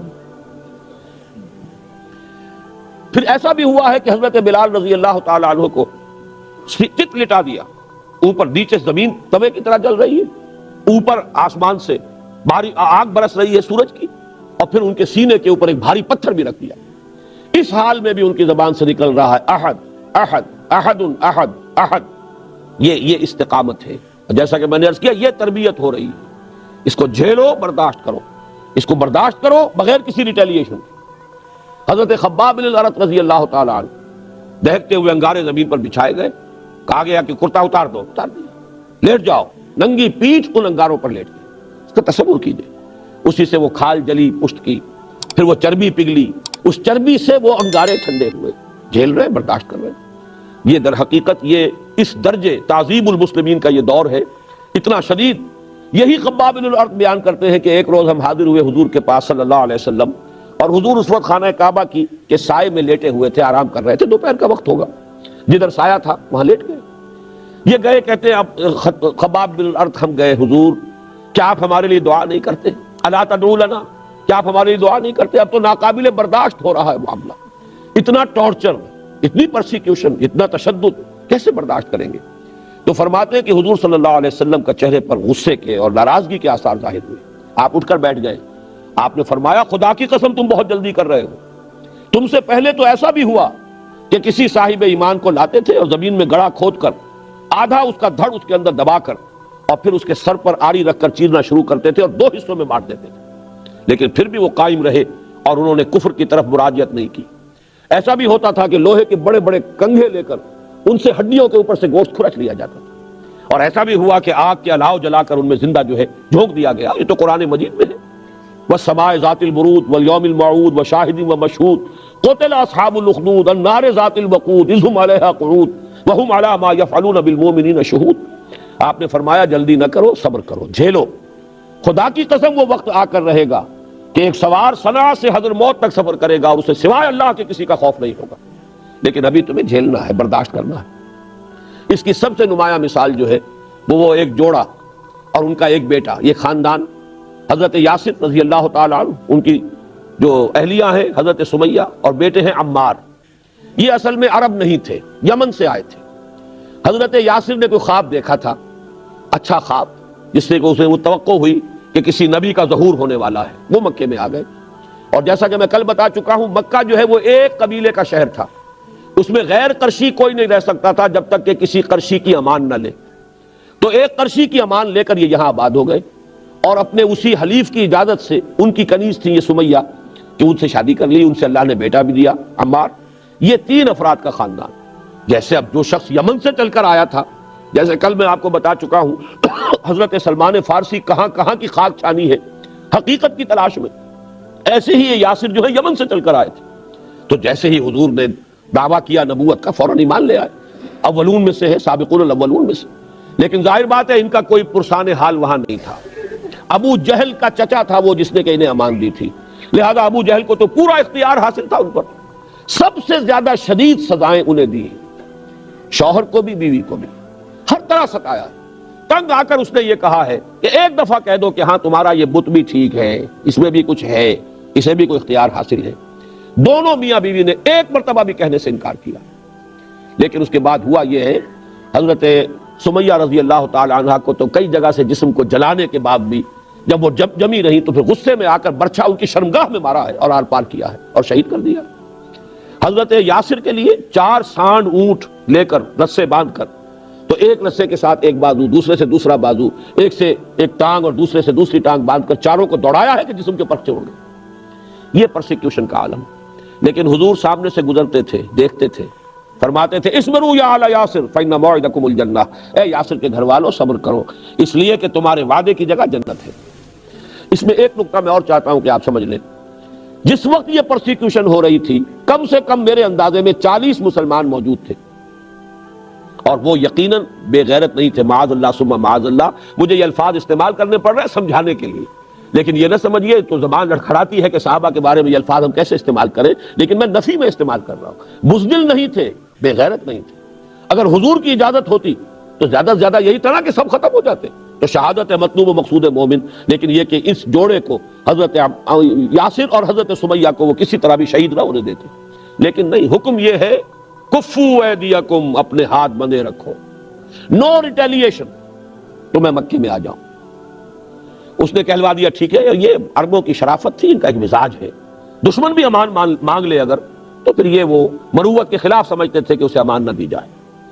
امان مانگی حضور نے، انہوں نے کہا آ جائیے. فرمایا نہیں، یوں نہیں، خود آؤ، لے کر جاؤ. وہ شخص اپنے 7 بیٹوں کو ہتھیار لگا کر سجا کر باہر آیا ہے مکے سے اور حضور کو لے کر گیا ہے، اعلان کرتے ہوئے کہ محمد میری امان میں ہے، محمد کو میں نے امان دے دی ہے صلی اللہ علیہ وسلم. یہی وجہ ہے مطعم بن عدی دنیا سے چلے گئے بغیر اسلام لائے، جیسے ابو طالب دنیا سے چلے گئے بغیر کلمہ شہادت زبان سے ادا کیے. لیکن احسان ابو طالب کا بھی ہماری گردنوں پر ہے. 10 برس تک وہی سہارا بنے ہیں، انہوں نے ہی پروٹیکشن دی ہے. وہ خاندانی اگر یہ سہارا موجود نہ رہتا تو شاید اس سے بہت پہلے اقدام ہو جاتا. اسی طرح مطعم بن عدی کا بھی یہ احسان ہے، اس نے امان دی محمد الرسول اللہ صلی اللہ علیہ وسلم کو، اور مکے میں اگر آپ رہے اس کے بعد 3 برس تقریباً تو اس کی امان میں رہے، اس کی پروٹیکشن تھی. پھر جب وہ فوت ہو گیا بغیر ایمان لائے، غزوہ بدر میں جب 70 قیدی تھے مکے والوں کے حضور کے پاس، حضور نے فرمایا تھا اگر آج مطعم بن عدی زندہ ہوتا اور اگر وہ سفارش کرتا میں ان 70 کے 70 کے قیدیوں کو چھوڑ دیتا اور کوئی بھی اس کا فدیہ نہ لیتا. اتنا بڑا احسان مانا ہے محمد الرسول اللہ صلی اللہ علیہ وسلم. بہرحال یہ مکی دور کا یہ تذکرہ یوں سمجھیے کہ اس پر ختم ہو رہا ہے کہ 4 ادوار ہیں ریولوشنری پروسیس کے جو ان 12 سالوں میں پورے ہو گئے. دعوت، توحید کی دعوت، تنظیم، رسالت کی بنیاد پر تنظیم، ابھی وہ بیعت والا مرحلہ نہیں آیا. تربیت جس میں سب سے اہم حصہ ہے آخرت کا یقین. پیسو ریزسٹنس، مار کھاؤ ہاتھ مت اٹھاؤ، صبر کرو، صبر محض. اصبروا یا آل یاسر فإن موعدکم الجنہ. لیکن اب اللہ تعالیٰ کی طرف سے یہ مولانا مناظر حسن گیلانی کا میں حوالہ دے دوں آپ کو، ان کی ایک بڑی چھوٹی سی کتاب ہے النبی الخاتم. لیکن سیرت کی بڑی بڑی جو کتابیں ہیں ضخیم ان پر بھاری ہے. ایسے علمی نکات اس میں ہیں جو آپ کو شاید بڑی بڑی کتابوں میں نہیں ملیں گے. انہوں نے یہ نقطہ بیان کیا ہے کہ یوم طائف جو ہے یہ ٹرننگ پوائنٹ ہے حضور کی حیات طیبہ میں. اب تک گویا کہ اللہ نے حضور کو دشمنوں کے حوالے کر رکھا تھا کہ جیسے چاہو ٹھوک بجا کر دیکھ لو، ان کے صبر کا امتحان لے لو، ان کے صبر و ثبات اور استقلال. ظاہر بات ہے اگر یہ امتحان نہ ہوتے تو کیسے پتا چلتا کہ محمد میں کتنی استقامت ہے، کتنا صبر ہے، کتنا استقلال ہے. وہ تو جب ہر طریقے سے انہوں نے ٹھوک بجا کر دیکھ لیا تو معلوم ہوا نا. تو لیکن طائف کے دن میں جو آخری کلائمیکس آ گیا ہے اور اس کے بعد حضور کی زبان پر بھی وہ فریاد آ گئی ہے، وہ ٹرننگ پوائنٹ ہے. اس کے بعد سے حضور کو پروٹیکشن حاصل ہوئی اللہ کی طرف سے خصوصی. اسی پروٹیکشن کا ایک منظر سامنے آئے گا کہ آپ ہجرت کے لیے نکلے ہیں اور حالانکہ گھیراؤ کیا ہوا تھا لیکن کوئی دیکھ بھی نہیں سکا، آپ نکل گئے. یہ وہ اللہ تعالیٰ کی خصوصی پروٹیکشن ہے. غار ثور میں ہے تو ڈھونڈنے والے ہیں اس کے منہ تک دہانے پر پہنچ گئے ہیں. ذرا سا بھی اگر کوئی جھانک کے بھی دیکھ لیتا تو حضرت ابو بکر اندر سے کہہ رہے ہیں حضور سے کہ حضور اگر کسی نے ذرا سا اپنے قدموں کی طرف بھی دیکھ لیا تو ہم پکڑے جائیں گے. اور حضور فرما رہے لا تحزن ان اللہ معنا، گھبراؤ نہیں، اللہ ہمارے ساتھ ہے. اور اللہ تعالیٰ نے ایسے معجزے سے نجات دی ہے اس وقت کہ وہ ایک کبوتری نے آ کے وہاں انڈے دے دیے ہیں اور ایک مکڑی نے جالا تن دیا ہے.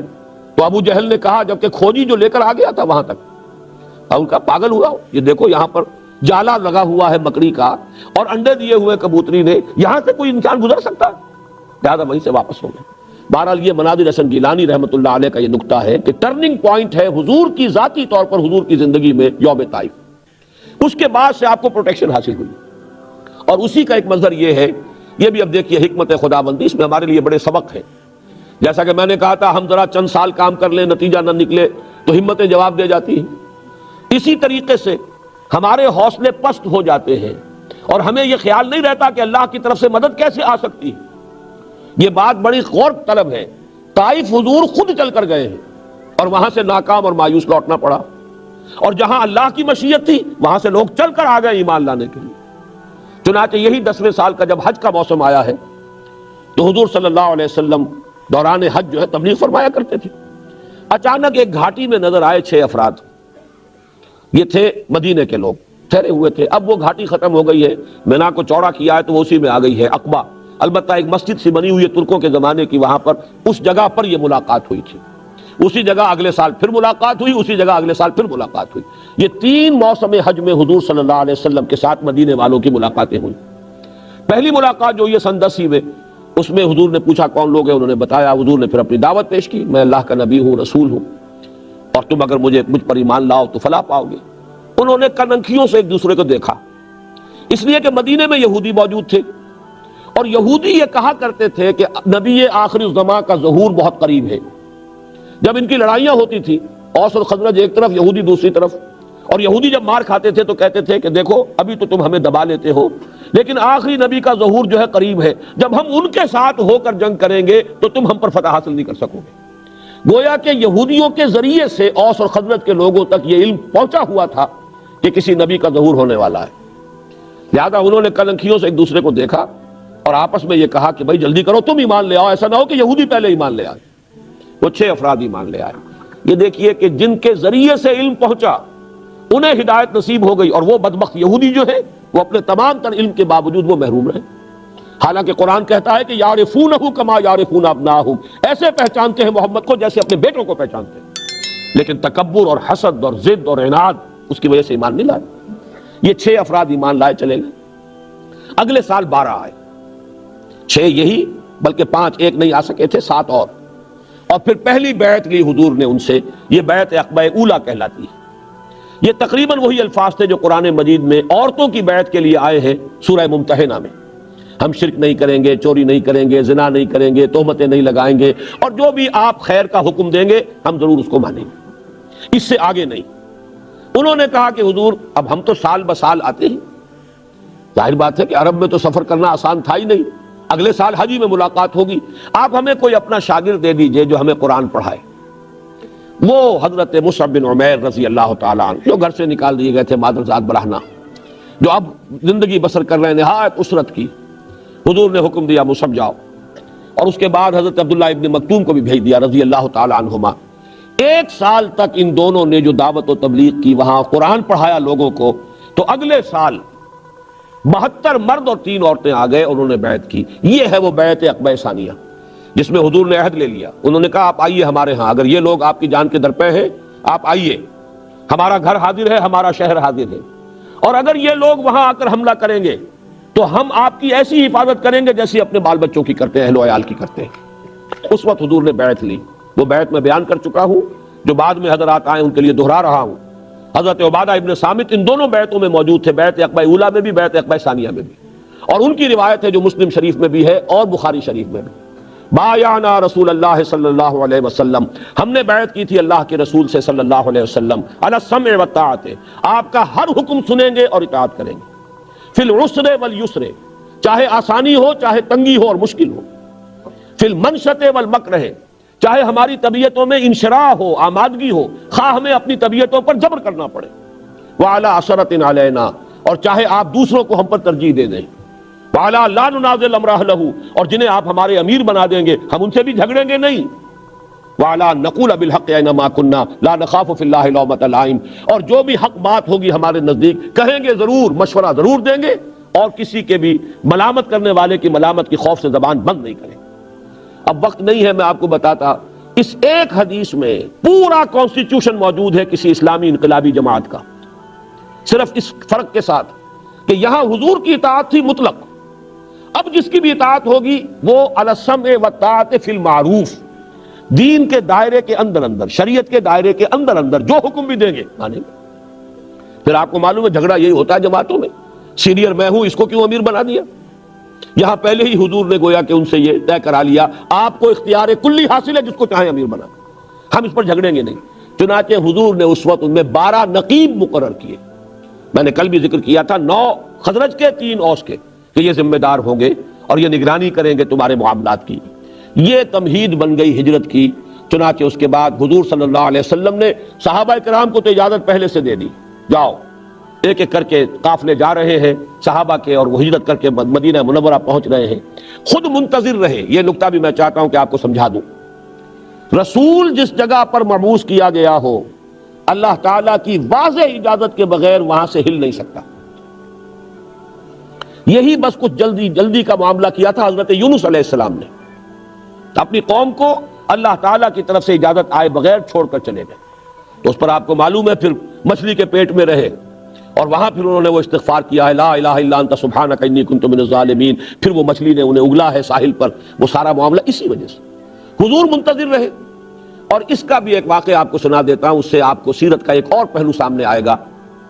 حضرت ابو بکر نے اپنے طور پر بغیر حضور کو بتائے 2 اونٹنیاں اس کے لیے تیار کی، خوب کھلا پلا کے فرما کر لیا کہ جب ہمیں جانا ہوگا تو ظاہر بات ہے تعاقب ہوگا، تکڑی اونٹنیاں ہوں گی، جاندار ہوں گی، تیزی کے ساتھ ہم جا سکیں گے. اور حضور سے پوچھتے رہتے تھے، حضور اجازت آئی، حضور اجازت آئی؟ آپ فرماتے تھے نہیں ابھی اجازت نہیں آئی. حضرت عائشہ فرماتی ہے، بہت چھوٹی عمر تھی اس وقت، کہ ایک روز ہم نے دیکھا دوپہر کے وقت حضور چلے آ رہے ہیں اپنے چہرے کو ڈھانپے ہوئے. ہم حیران ہوئے. یہ دوپہر کے وقت عرب میں کہیں جانا، کسی کو وزٹ کرنا، یہ اس وقت ہی سے بہت ہی یعنی غیر معمولی اور معیوب بات سمجھی جاتی ہے. قیلولہ جو ہے وہ عرب کے مزاج میں ہمیشہ سے ہے. بہرحال بہت ہی غیر معمولی بات تھی. حضور تشریف لائے، آپ نے فرمایا اجازت آ گئی ہے. حضرت ابو بکر خوش ہوئے، اور جیسے کہ کوئی شخص جو کسی نے کوئی محنت کی ہو، پھر وہ اپنے اس محنت کے اوپر اسے کوئی خوشی ہوتی ہے کہ میں نے اس وقت کے لیے تیاری کی ہوئی ہے، میں بتاؤں گا حضور کو کہ میں نے 2 اونٹنیاں تیار کی ہوئی. حضرت ابو بکر نے فرمایا کہ حضور میں نے 2 اونٹنیاں تیار کی ہوئی ہیں. حضور نے توقف فرمایا اور پھر یہ فرمایا اچھا 1 اونٹنی میں استعمال کروں گا لیکن میں اس کی قیمت ادا کروں گا. حضرت عمر رو پڑے. انہوں نے عرض کیا کہ یا رسول اللہ، کیا یہ جسم اور جان اور یہ مال آپ کے سوا کسی اور کے لیے ہے؟ آپ میرے ساتھ بھی یہ مغایرت برت رہے ہیں. لیکن یہ غیرت ہے محمد الرسول اللہ صلی اللہ علیہ وسلم کی. یہ نہیں کہ جیسے ہمارے ہاں کے مذہبی جو بھی آج کل کی سیادتیں ہیں، قیادتیں ہیں، وہ تو سمجھتے ہیں کہ کام ہی یہ ہے کہ نذرانے پیش ہوتے رہیں اور ہم نذرانے قبول بھی کر لیں تو بہت بڑا ہمارا احسان ہے.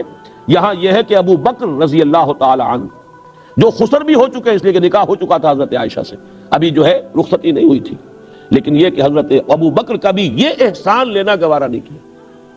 بہرحال ہجرت کے بعد اب حضور صلی اللہ علیہ وسلم کی اس انقلابی جد و جہد کا 5واں مرحلہ شروع ہوا. اس کو بھی سیرت نگاروں نے اصل میں بالکل چھپانے کی کوشش کی. اس کی وجہ کیا ہے کہ مغرب نے ہمارے خلاف بڑے پروپیگنڈے کیے. جیسے آج بھی گلف نیوز کے اندر ایک مضمون چھپا ہے، پین اسلام اور فنڈامنٹلزم. یہ کچھ ان لوگوں کا طریقہ یہ ہے کہ کچھ الفاظ کو گالی بنا دیتے ہیں وہ، اور پھر ہمارے اندر وہ ذہنیت پیدا ہو جاتی ہے نہیں یہ ہم فنڈامنٹلسٹ نہیں ہیں. جیسے کہ ہمارے بھی وزیر اعظم صاحب جو ہے نواز شریف صاحب، انہوں نے کہا میں فنڈامنٹلسٹ نہیں ہوں. میں نے کہا خدا کے بندے، یہ تو بہت بڑی غلط بات ہے جو کہہ رہے ہیں. ہم فنڈامنٹلسٹ ہیں، ہمیں تو چاہیے کہ ان کی آنکھوں میں آنکھیں ڈال کر کہیں کہ ہم ہیں فنڈامنٹلسٹ. فنڈامنٹلس کا مطلب کیا ہے؟ بنیادی چیز ہے. ہمارے اصول جو ہے انہیں ترک کرنے کے لیے تیار نہیں ہے. تمہیں پسند نہ ہو نہ ہوا کریں. بہرحال اسی طرح کا ایک پروپیگنڈا کیا مغرب نے کہ اسلام تو تلوار سے پھیلا ہے، جہاد اور قتال سے پھیلا ہے. اسلام میں تو اصل جو تبلیغ ہوئی ہے وہ طاقت سے ہوئی ہے. اس کے جواب میں ہمارے سیرت نگار، یہاں تک کہ علامہ شبلی نعمانی جیسے لوگ بھی متاثر ہوئے. اس ہر دور کی ایک چھاپ ہوتی ہے. تو انہوں نے یہ کہا کہ صرف حضور نے جنگ جو کی ہے دفاعی جنگ کی ہے. یہ بات بالکل غلط ہے. حضور نے خود اقدام کیا ہے آگے بڑھے. اس لیے کہ فرض منصبی آپ کا تھا دین کو قائم کرنا، غالب کرنا، اس کی جد و جہد تو آپ کے ذمہ تھی، جیسا کہ میں کل تفصیل سے بیان کر چکا ہوں۔ جو حضرات نہیں تھے وہ کل کا ویڈیو یا آڈیو لے کر اس کو دیکھ لے، سن لے، کہ حضور کا تو مقصد بعثت جو ہے خاص وہ ہے ہی ہے کہ دین کو غالب کرنا ہے۔ لہذا حضور صلی اللہ علیہ وسلم معاذ اللہ مکے سے بھاگ کر جان بچا کر کسی پناہ گاہ کی تلاش میں نہیں گئے تھے، بلکہ آپ کو تو مدینے کی شکل میں اللہ نے آلٹرنیٹ بیس دیا تھا اپنی سٹرگل کو لانچ کرنے کے لیے، اپنی انقلابی جد و جہد کو اثر نو شروع کرنے کے لیے۔ اگر مکے میں امکان نہیں رہا تو مدینے کو آپ نے بیس بنایا۔ لہذا یہ جو تھوڑا سا وقت ہے حضور صلی اللہ علیہ وسلم کی ہجرت فرما کر مدینے تشریف لے جانے اور غزوہ بدر، اس کے درمیان 18 مہینے کا فصل ہے۔ میں چاہتا ہوں کہ ان 18 مہینوں کے بارے میں چند باتیں آپ نوٹ کر لیں۔ 6 مہینے تو حضور نے جا کر لیے ہیں، جس کو میں کہتا ہوں کہ انٹرنل کنسولیڈیشن ایٹ مدینہ۔ مدینے میں جا کر آپ نے اپنی پوزیشن کو مستحکم کیا۔ 3 کام بہت اہم ہیں۔ نمبر 1، مسجد نبوی کی تعمیر ہو گئی، اسی کے ساتھ حجرہ ہو گیا۔ حضور کی اپنی رہائش بھی ہے، مسجد ہے، یہی گورنمنٹ ہاؤس ہے، یہی حضور کی تربیت گاہ ہے، یہی خانقاہ ہے، یہی تعلیم گاہ ہے، یہی اصحاب صفہ آئیں گے، بیٹھیں گے، تعلیم حاصل کریں گے، یہی سے جیش روانہ ہوں گے، گویا کہ ایک مرکز جو ہے اس کے لیے وجود میں آ گئے۔ نمبر 2، آپ نے انصار اور مہاجرین میں مواخات کر دی۔ اہم ترین کام تھا یہ۔ اگر یہ دونوں طبقے مدینے میں علیحدہ علیحدہ رہتے تو وہ قبائلی دور ہے، پھر اس کے اندر ہر وقت امکان تھا کہ کسی نہ وقت کوئی اختلاف پیدا ہوتا، کوئی جھگڑا شروع ہو جاتا، جیسے کہ بعد میں منافقین کوشش کرتے بھی رہے، اور بسا اوقات ایسا ہوا ہے کہ کسی ایسی بات کا معاملہ آ گیا کہ جس کے بنا پر جذبات جو ہے جوش میں آ گئے، تلواریں کھنچ گئی۔ وہ تو حضور صلی اللہ علیہ وسلم نے پہلے یہ کام نہ کر لیا ہوتا تو شاید وہاں یہ صورتحال جو ہے پیش آ جاتی بہت جلد۔ حضور نے ایک انصاری ایک مہاجر کو بھائی بنا دیا، مواخات۔ اور اس مواخات کے وہ نمونے دنیا نے دیکھے کہ مثلا جس انصاری کو کہا یہ تمہارا بھائی ہے، وہ لے گیا اپنے بھائی کو، مہاجر کو، دکان آدھی کر دی، مکان آدھا کر دی۔ میری یہ دکان ہے، بیچ میں دیوار کھڑی کرتا ہوں، آدھی تمہاری ہے آدھی میری ہے۔ یہاں تک کہ بات بڑی عجیب لگے گی بہت سے لوگوں کو، لیکن یہ واقعہ ہے۔ ایک انصاری اپنے مہاجر بھائی کو گھر لے گئے، کہا میری 2 بیویاں ہیں، جو تمہیں پسند ہو میں اسے طلاق دے دیتا ہوں، تم شادی کر لو۔ میں یہ گوارا نہیں کر سکتا کہ میرے گھر میں 2 بیویاں ہوں اور میرا بھائی جو ہے جس کو اللہ کے رسول نے میرا بھائی بنایا ہے اس کا گھر آباد نہ ہو۔ یہ نوٹ کر لیجئے، ابھی حجاب کا حکم نہیں آیا تھا، وہ تو حجاب کا حکم تو سن 5 ہجری میں جا کر آئے گا۔ اس وقت تک پردہ نہیں تھا، عرب معاشرے میں کوئی پردہ نہیں تھا۔ لہذا اس میں کوئی تعجب والی بات نہیں ہے جو میں آپ کو بتا رہا ہوں کہ جا کے کھڑا کر دیا ہے، میری 2 بیوی ہیں، جو تمہیں پسند ہو میں اسے طلاق دے دیتا ہوں۔ یہ مواخات، یہ بھی بہت بڑا کارنامہ ہے۔ میں یہاں آپ کو نوٹ کرا دوں، مونٹگومری واٹ ایک ابھی زندہ ہے شخص، بہت بوڑھا ہے، پروفیسر ہے انگلینڈ میں، اس نے حضور کی سیرت پر 2 کتابیں لکھی، محمد at Mecca, Muhammad at Medina. اور در حقیقت جو تقسیم اس نے کی ہے وہ ایک تضاد کو دکھانے کے لیے۔ حضور کا جو دور مکی ہے اس میں دعوت، تبلیغ، تلقین، پرسیکیوشن پر صبر، کوئی جوابی کارروائی نہیں، یہ گویا کہ نقشہ ان کے خیال میں یہ تو ایک نبی یا دائی یا ریفارمر کا نقشہ ہے۔ لیکن مدینے میں آ کر تو اب آپ کے ہاتھ میں تلوار ہے، اب آپ حاکم ہیں، اب آپ قاضی القضات بھی ہیں۔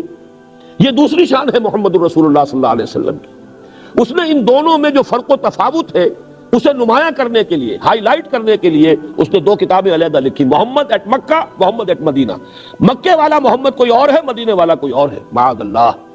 ہمارے لوگ نہیں سمجھتے کہ ان کا کتنا سٹل انداز ہوتا ہے۔ یہ گڑ کھلا کے مارنے والے لوگ ہیں، جو گڑ کھا کے مر سکتا ہو اس کو زہر دینے کی ضرورت کیا ہے؟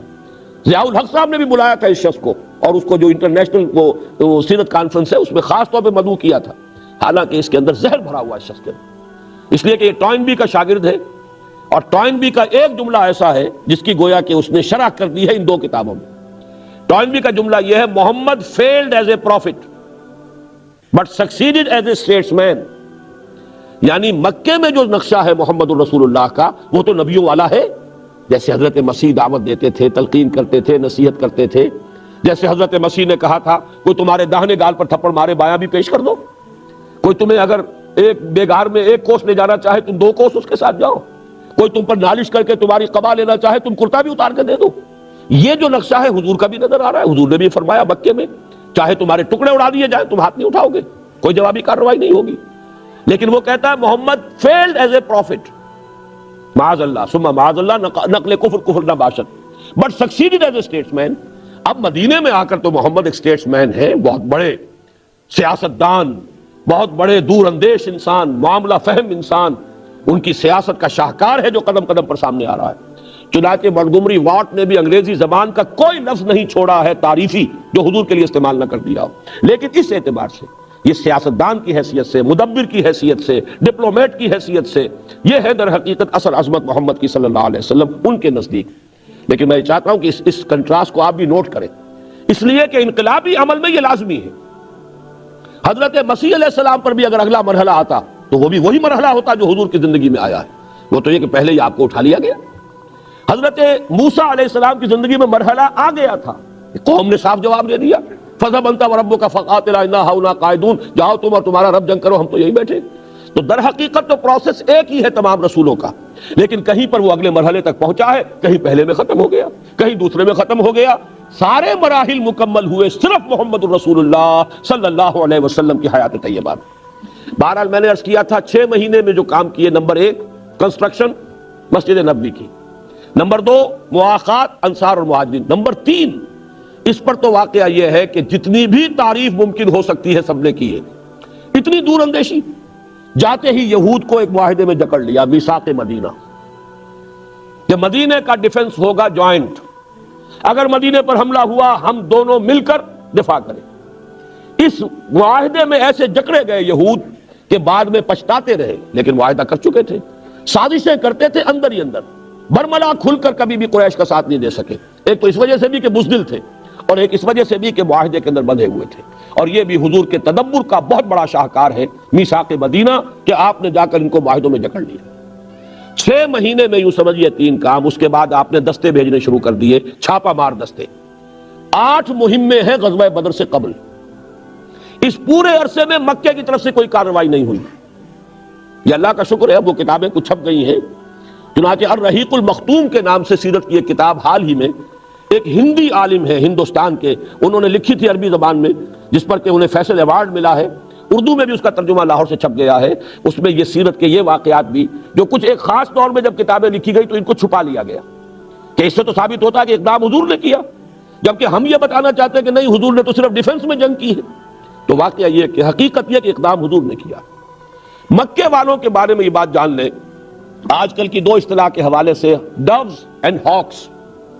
مکے میں ہاکس بھی تھے اور ڈوز بھی تھے، یعنی کچھ شریف النفس لوگ تھے جو لڑائی بھڑائی کو پسند نہیں کرتے تھے. عتبہ ابن ربیعہ انہی میں تھا، حکیم ابن حزام جو بعد میں ایمان لے آئے رضی اللہ تعالیٰ ان میں سے تھے. لیکن ہاکس میں سے ابو جہل، عقبہ ابن ابی معیط، یہ مختلف لوگ تھے. یہ زور لگا رہے تھے کہ اب یہ محمد اور ان کے ساتھی جو مدینے چلے گئے ہیں، ہمیں انہیں مہلت نہیں دینی چاہیے اور حملہ کرنا چاہیے مدینے پر، وہاں ان کا تعاقب کر کے انہیں ختم کرنا چاہیے.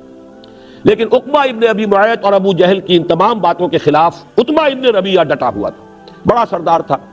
اور اس کا ایک جملہ میں آپ کو سنانا چاہتا ہوں جس سے اس کی ذہانت کا آپ کو اندازہ ہو. اس نے کہا دیکھو قریش، محمد اور ان کے ساتھی یہاں سے چلے گئے، ہمارے سر سے بلا ٹل گئی، اب تم محمد کو عرب کے حوالے کر دو، بقیہ عرب اب وہاں جا کے تبلیغ کریں گے نا، جو ہمارے ہاں تصادم ہو رہا تھا وہ وہاں ہوگا. اس تصادم میں اگر عرب محمد پر غالب آ جائیں صلی اللہ علیہ وسلم اور انہیں ختم کر دیں تو جو تم چاہتے ہو وہ ہو جائے گا، اور تمہیں اپنے بھائی بندوں کے خون میں اپنی تلواریں رنگنی نہیں پڑیں گی، وہ ختم کر دیں گے. اور اگر محمد غالب آ جائے عرب پر تو بھی اپنا کون سا نقصان ہے، اپنا ہی آدمی ہے نا، اپنے ہی قریش کا فرد ہے، پورے عرب پر اپنی حکومت قائم ہو جائے گی.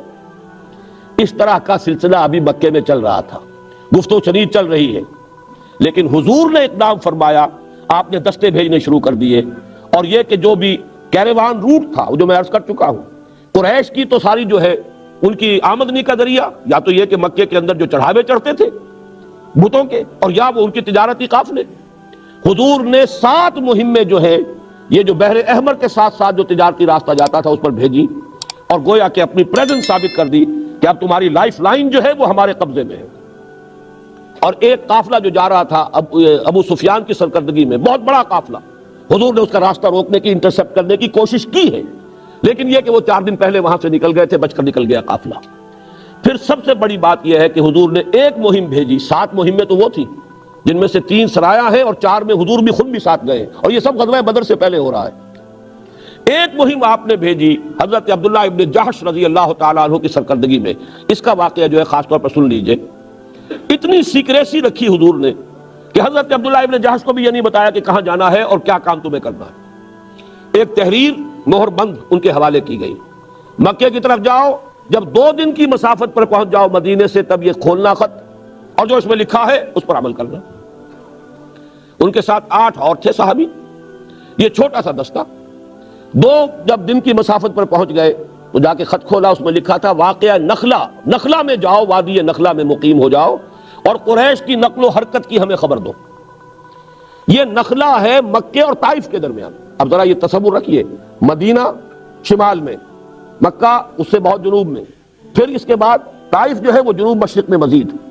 یہ راستہ تھا ان قافلوں کا جو یمن کی طرف جاتے تھے، جو شام کی طرف قافلے جاتے تھے وہ بحر احمر کے ساتھ ساتھ جاتے تھے۔ اس پر تو آپ نے 7 مہمیں بھیجی، اور وہاں بھی یہ عبداللہ ابن جحش کی سرکردگی نے ایک مہم بھیج دی۔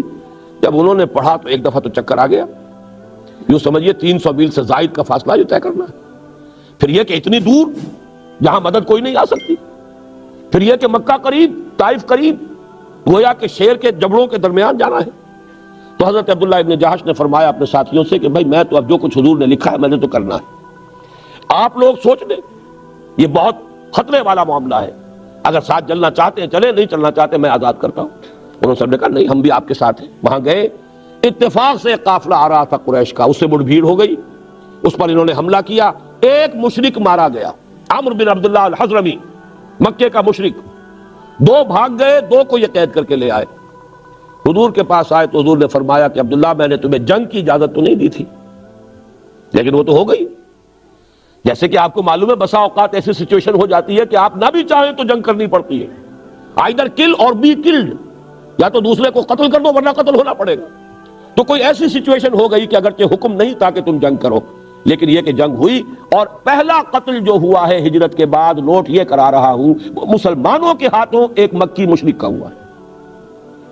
اس پر آگ لگ گئی مکے میں، جو وہ ہاکس تھے اب ان کو گویا کہ سہارا مل گیا کہ محمد کی اتنی ہمت، اتنی جرأت صلی اللہ علیہ وسلم، اب وہ ہمارے گھر میں آ کے ہم پر چھاپا مار رہے ہیں۔ مکہ نہیں، مکہ کی بھی جنوب میں نخلا کی وادی میں انہوں نے حملہ کیا ہمارے قافلے پر، اور ہمارا ایک آدمی مار دیا اور 2 کو قیدی بنا کے لے گئے۔ لہذا ابو جہل نے گویا کہ پوری تیاریاں شروع کر دی، اور وہ جو تھے جن کو میں ڈوز کہہ رہا ہوں، جو جنگ نہیں چاہتے تھے، اب ظاہر بات ہے انہیں خاموش ہونا پڑا۔ اس جلتی پر تیل کا کام کیا۔ ابو سفیان اب قافلہ واپس لے کر آ رہے تھے، میں ادب سے نام اس لیے لے رہا ہوں اگرچہ اس وقت مشرک تھے، کافر تھے، بعد میں ایمان لے آئے ہیں، صحابی ہیں، وہ اب قافلہ لے کر واپس آ رہے تھے۔ انہیں اندیشہ ہوا کہ اب پھر محمد یا ان کے ساتھی صلی اللہ علیہ وسلم و رضی اللہ تعالیٰ عنہ مجمعین ہو سکتا ہے قافلے پر حملہ کرے۔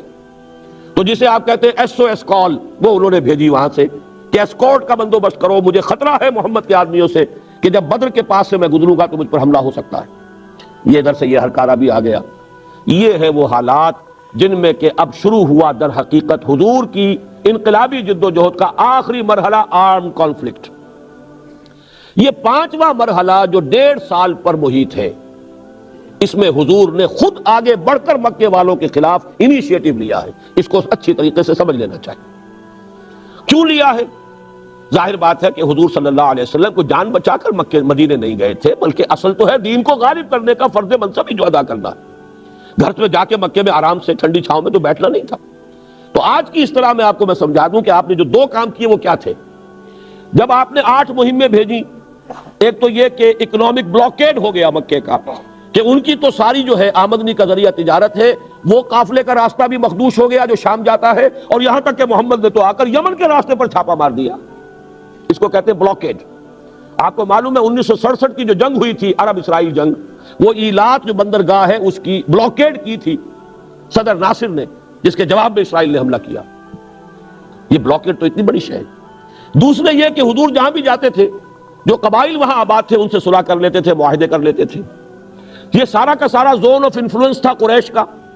اب یہ ہے کہ جو لوگ حضور کے حلیف ہوتے جا رہے ہیں تو وہ zone of influence of Quraysh is decreasing, اور حضور کا جو ہے وہ بڑھ رہا ہے۔ اس کو آپ کہیں گے political isolation of Mecca and economic blockade of Mecca. یہ دونوں کام حضور نے کیے ہیں ان 18 مہینوں کے دوران، اور اس کے نتیجے میں اب وہ کانفلکٹ شروع ہوا ہے۔ 1000 کا لشکر جرار اب چلا ہے مکے سے، کیل کانٹے سے لیس، طبل بجاتا ہوا اور بڑے ڈھول بجاتا ہوا، اس لیے کہ یقین تھا کہ اتنی طاقت محمد کی نہیں ہے کہ 1000 آدمیوں کے مقابلے کے لیے وہ آدمی لا سکے۔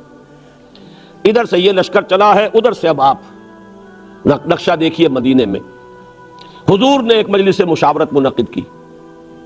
مسلمانوں، ایک تو لشکر آ رہا ہے جنوب سے کیل کانٹے سے لیس، اور ایک قافلہ آ رہا ہے شمال سے مال تجارت سے لدا پھدا، اور اللہ کا وعدہ ہے کہ ان دو میں سے ایک پر ضرور فتح دے گا، تو بتاؤ کدھر چلے؟ یہ در حقیقت ہر کمانڈر جو ہے کسی بھی اقدام سے پہلے اپنے ساتھیوں کے مورال کا اندازہ کرتا ہے، ساتھیوں کا حال کیا ہے، ان میں کتنی کچھ ہمت ہے، جرت ہے، حوصلے کتنے بلند ہے، کہیں پست تو نہیں ہے۔ یہ گویا کہ اس طرح کا ایک امتحان ہے جو حضور لے رہے ہیں، بتاؤ کدھر چلے؟ کچھ لوگوں نے محمد ابن عبداللہ، حضور مسکرائے، فرمایا تم مانو یا نہ مانو میں اللہ کا رسول ہوں، لیکن حضرت علی سے آپ نے فرمایا کہ علی ذرا یہ مٹا دو، حرف رسول اللہ والے الفاظ ہٹا دو، ابن عبداللہ لکھ دو۔ حضرت علی نے عرض کیا حضور میں اپنے ہاتھ سے نہیں مٹا سکتا۔ بہرحال حضور نے پھر خود مٹایا۔ اس کے بعد صلح جو تھی بڑی ان ایکول تھی، یعنی یہ بھی اس میں طے کیا گیا کہ اگر کوئی مکے سے مسلمان آیا مدینے تو اسے واپس کرنا ہوگا، اور کوئی مدینے سے اگر مرتد ہو کر واپس مکے آتا ہے تو مکے والے واپس نہیں کریں گے۔ اب یہ ان ایکول ہے۔ مکے سے کوئی مسلمان بھاگ کر اگر مدینے پہنچے تو حضور اور مسلمان پابند ہیں کہ اسے واپس کر دیں گے، لوٹا دیں گے۔ مدینے سے کوئی مسلمان اگر مرتد ہو کر واپس آتا ہے تو یہ واپس نہیں کریں گے۔ حضرت عمر کا خون کھول رہا ہے، سب کا خون کھول رہا ہے۔ حضرت عمر سے ضبط نہیں ہو سکا، انہوں نے آ کر حضور سے کہا کہ کیا ہم حق پر نہیں ہیں؟ کیا آپ اللہ کے رسول نہیں ہیں؟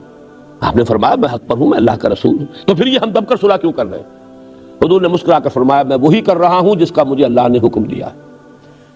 حضرت عمر کا غصہ اب بھی نہیں تھما، گئے حضرت ابو بکر کے پاس، کیا ہم حق پر نہیں ہیں؟ کیا ہم اللہ کے، کیا محمد صلی اللہ علیہ وسلم اللہ کے رسول نہیں؟ یہ یقیناً حق پر ہے، اللہ کے رسول ہے، تو یہ ہم کیا کر رہے ہیں؟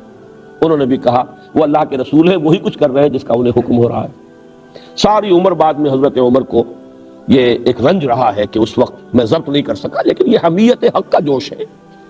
اسی حمیت حق کے جوش میں حضرت علی نے بھی تو حکمت علی کی نا کہ حضور کہہ رہے ہیں نام مٹا دو، اور نہیں مٹایا۔ یہ سب غیرت ہے، حمیت حق ہے، اس میں کوئی گستاخی والی بات نہ حضرت عمر کی ہے نہ حضرت علی کی ہے رضی اللہ تعالی عنہما۔ لیکن ذرا نوٹ کیجئے، آخری بات آپ سے عرض کر دوں، اس کو کہتے ہیں ڈسپلن۔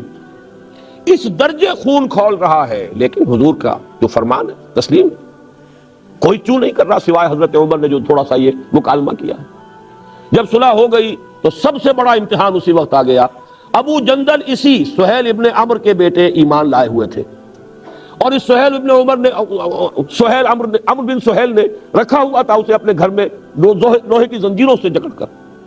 انہیں جب پتا چلا حضور اتنے قریب آئے ہوئے حدیبیہ میں، جس طرح بھی ہوا زنجیریں توڑوائیں، بھاگے آئے اس حال میں کہ جسم کے اوپر مار کے نشان ہیں اور زنجیریں ابھی ان کے ہاتھوں پاؤں میں پڑی ہوئی ہیں۔ حضور میں پہنچ گیا ہوں، لیکن معاہدہ لکھا جا چکا تھا کہ اگر کوئی آئے گا مکے والا واپس کرنا ہوگا۔ حضور نے کہا بھی کہ سہیل ابھی یہ معاہدہ ابھی لکھا گیا ہے، اس ایک معاملے کو ایکسپٹ کر دو، ابو جندل کو ہمارے ساتھ جانے دو۔ اڑ گیا نہیں، معاہدہ ہو چکا، واپس کرنا ہوگا۔ حضور نے فرمایا ابو جندل صبر کرو، اللہ تمہارے لیے راستہ نکال دے گا۔ وہ چیخے چلائے مسلمانوں یہ مجھ پر کیا غضب ہو رہا ہے، ان بھیڑیوں کے حوالے مجھے کر رہے ہو دوبارہ، لیکن کیا کریں حضور کا حکم ہے، مسلمان کچھ نہیں کہہ سکتے۔ مکے میں جب تھے مارے کھاتے تھے، کچھ نہیں کہتے تھے، اس لیے کہ حضور کا حکم تھا۔ وہی معاملہ آج بھی ہے۔ یہ ڈسپلن ہے اصل میں کہ جس سے کامیابی حاصل ہوتی ہے، ورنہ اگر ڈسپلن نہ ہو معاملہ ختم ہو جائے۔ تفشلوا تذهب ریحکم، اگر تم جھگڑو گے تمہاری ہوا اکھڑ جائے گی۔ لیکن آخری جو عشق کا ہے، حضور نے فرمایا لو بھائی اب اگلے سال عمرہ کریں گے، معاہدے میں یہ تھا اس سال واپس جاؤ، اگلے سال آ کے عمرہ کرنا، ہم 3 دن کے لیے مکہ خالی کر دیں گے، تم ہی رہنا وہاں، تم ہی عمرہ کرنا، ہم چلے جائیں گے پہاڑوں پر۔ حضور نے فرمایا جس کے ساتھ قربانی کے جانور ہیں یہی ذبح کر دیے جائیں، اور اب احرام کھول دو، واپس چلنا ہے۔ حضور نے فرمایا اٹھ جاؤ قربانیاں دے دو، کوئی نہیں اٹھا۔ پھر فرمایا اٹھو قربانیاں دے دو، کوئی نہیں اٹھا۔ تیسری مرتبہ فرمایا کوئی نہیں اٹھا۔ میں تو حیران ہوتا ہوں اس واقعے پر، کوئی ایک شخص بھی نہیں اٹھا۔ اس پر حضور کچھ غمگین ہو کر، اس لیے کہ لوگوں کے جذبات نہایت مزبہل ہو گئے تھے، یہ کیا ہوا؟ حضور نے تو کہا تھا عمرہ کریں گے، ہم بغیر عمرہ کیے وہ جا رہے ہیں، اور ہم ڈر گئے ہیں کفر سے، دب گئے ہیں کفر سے، ہم نے اتنی گر کر صلح کیوں کر لی ہے؟ تو ضبط تو کر رہے ہیں، لیکن بہرحال قلبی احساسات جو ہے وہ تو انسان کے اپنے اختیار میں نہیں ہوتے، صدمہ تو ہوتا، لہذا کوئی نہیں اٹھا۔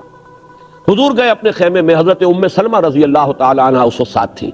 حضور کا یہ وہ قاعدہ تھا کہ ہر سفر میں آپ اپنی ایک زوجہ محترمہ کو ضرور ساتھ رکھتے تھے۔ حضرت ام سلمہ بہت ذہین خاتون تھی، کہا میں نے 3 مرتبہ کہا ہے مسلمانوں سے کہ اٹھو احرام کھول دو، کوئی نہیں اٹھا۔ انہوں نے مشورہ دیا حضور آپ زبان سے کچھ بھی نہ کہیے، خود جا کے اپنی جانور کی قربانی دے دیجئے، احرام کھول دیجئے۔ بس حضور نکلے کیا تو سب کھڑے ہو گئے۔ میں اسے کہا کرتا ہوں کہ یہ حالت منتظرہ تھی، they were waiting for something، ہو سکتا ہے کوئی صورت بدل جائے، کہیں ہمارا امتحان ہی نہ لے رہے ہو حضور، اس اعتبار سے۔ لیکن جیسے حضور نے احرام کھول دیا آپ سب کھڑے ہو گئے، سب نے احرام کھول دیا۔ اسی لیے اس کو کہا ہے انا فتحنا لک فتحا مبینا، یہ صلح نہیں ہے محمد، ہم نے آپ کو اس صلح کے پردے میں بہت بڑی فتح عطا کر دی۔ کیا فتح کا پہلو تھا کہ اگر قریش نے صلح کر لی محمد کے ساتھ صلی اللہ علیہ وسلم تو پورے عرب کے قبائل کو معلوم ہو گیا now Muhammad is a power to reckon with, اب محمد کی طاقت ایسی ہے کہ گویا کہ قریش نے صلح کر لی ہے محمد کے ساتھ۔ یہی بات ہے جو آج تک ہوتی چلی آ رہی ہے کہ اسرائیل کے ساتھ صلح نہیں کرنی اور اسرائیل کو تسلیم نہیں کرنا، صلح کرنے کے معنی تسلیم کر لیا، جھگڑا ختم ہو گیا۔ تو محسوس یہ ہوا کہ جب قریش نے صلح کر لی ہے تو گویا کہ قریش نے تسلیم کر لیا ہے کہ اب محمد صلی اللہ علیہ وسلم کی طاقت بہت بڑی ہے، رعب پڑ گیا پورے عرب پر۔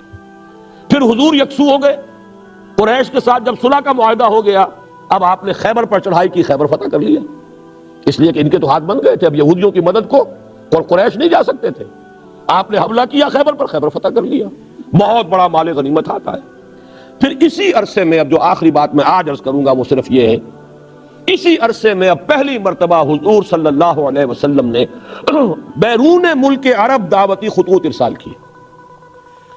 یہ بہت اہم نکتہ ہے، ایک مذہبی تبلیغ ہوتی ہے، ایک انقلابی تبلیغ ہوتی ہے۔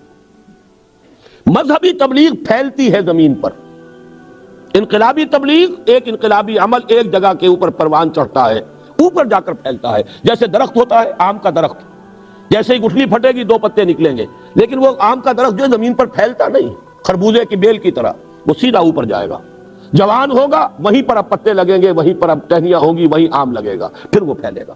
جبکہ بیل جو ہوتی ہے خربوزے کی ککڑی کی، وہ زمین پر پھیلتی، اوپر نہیں اٹھتی۔ یہی فرق ہے، ایک تبلیغ ہے خالص مذہبی تبلیغ، جیسے عیسائیوں کے مشنز ہیں، ان کے پاس کوئی نظام ہے ہی نہیں جو انہیں قائم کرنا ہو، کسی ریولوشن کا کوئی ان کے سامنے نقشہ ہی نہیں، وہ تو صرف ایک عقیدے کی تبلیغ کرنی ہے، لہذا وہ پوری دنیا میں کرتے پھرتے۔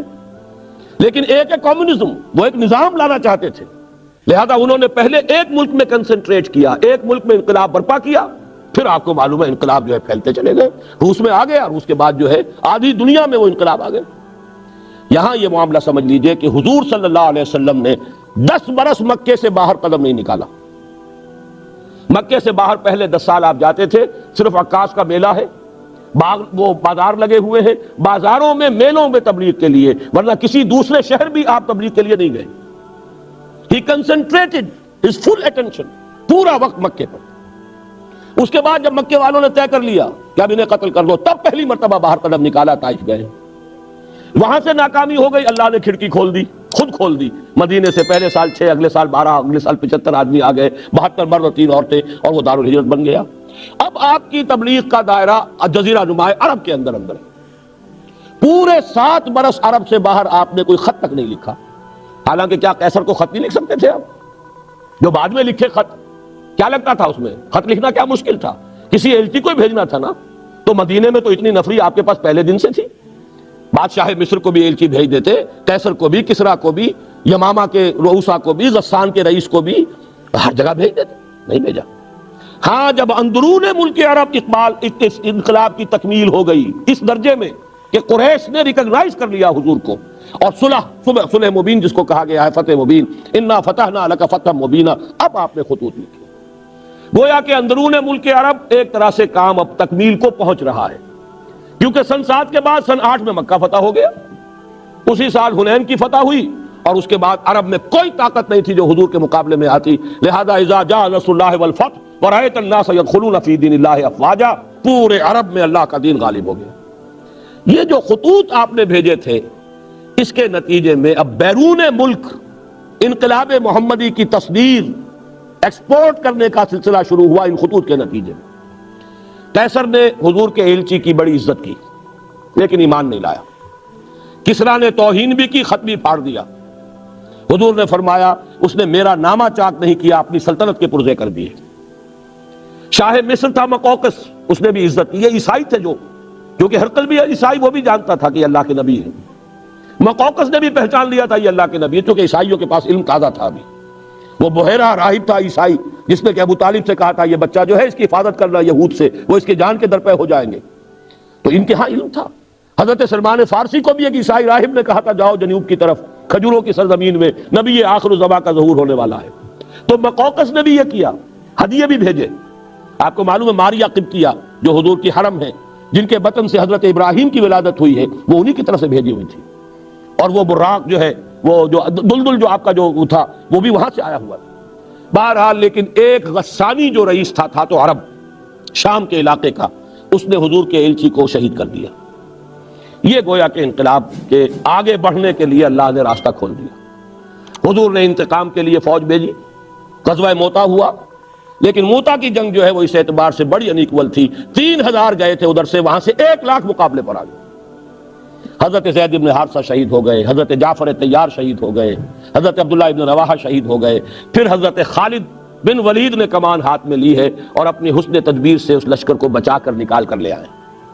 پھر حضور نے آخری سفر کیا اپنی حیات طیبہ کا، غزوہ تبوک، 30,000 صحابہ کو لے کر آپ نے مارچ کیا ہے شام کی طرف، اور آپ 15 دن مقیم رہے ہیں تبوک میں، بلکہ شاید زیادہ 15 سے۔ لیکن یہ کہ ہرقل لاکھوں کی فوج لے کر موجود تھا شام کے علاقے میں، سامنے نہیں آیا۔ وہ پہچان چکا تھا یہ اللہ کے نبی۔ حضور آگے نہیں بڑھے، وہاں قیام فرما کر آس پاس کے قبائل کے ساتھ صلح کر کے اور ان کو حلیف بنا کر واپس آ گئے۔ یہ ہے سن 9 کا واقعہ۔ اور آپ کو معلوم ہے سن 10 میں پھر آپ نے اپنا حجۃ الوداع آخری حج کیا۔ بلکہ یہ بھی نوٹ کر لیجئے، یہ بھی ہماری جو ویلیوز ہیں ان سے بڑی مختلف بات ہے۔ ظاہر بات ہے کہ سن 7 سے پہلے تو حضور حج کر ہی نہیں سکتے تھے، مکے میں تو کرتے ہی ہوں گے، لیکن ہجرت کے بعد تو ظاہر بات ہے امکان ہی نہیں تھا، وہاں پر تسلط تھا کفار کا۔ لیکن سن 7 میں آپ نے عمرہ کیا ہے، عمرہ قضا۔ سن 6 میں صلح حدیبیہ ہوا، 8 میں مکہ فتح ہو گیا رمضان میں، لیکن آپ نے حج نہیں کیا۔ سن 9 میں بھی آپ نے حج نہیں کیا، حضرت ابو بکر کی امارت میں قافلہ حج بھیج دیا۔ اور ہم یہ سمجھتے ہیں کہ بس ہر سال حج کرنا ہی سب سے بڑی عبادت ہے، دین کو قائم کرنے کی جد و جہد ہے نہیں، لگے ہوئے دنیا ہی کمانے میں، حلال سے حرام سے، بس ہر سال حج کر لیا تو گویا کہ ساری حرام خوری جو ہے وہ پاک ہو جائے گی اس ذریعے سے۔ ہمارے تصورات یہ ہیں۔ حضور کی ساری توجہ ہے اس اپنے مشن پر، دین کو غالب کرنے کی جد و جہد، ورنہ حضور سے زیادہ کس کو خواہش ہوگی حج کرنے کی۔ سن 8 میں حج نہیں کیا، سن 9 میں حج نہیں کیا، سن 10 میں کیا۔ سن 10 میں جب حج کیا ہے آپ نے تو اپنا وہ خطبہ دیا۔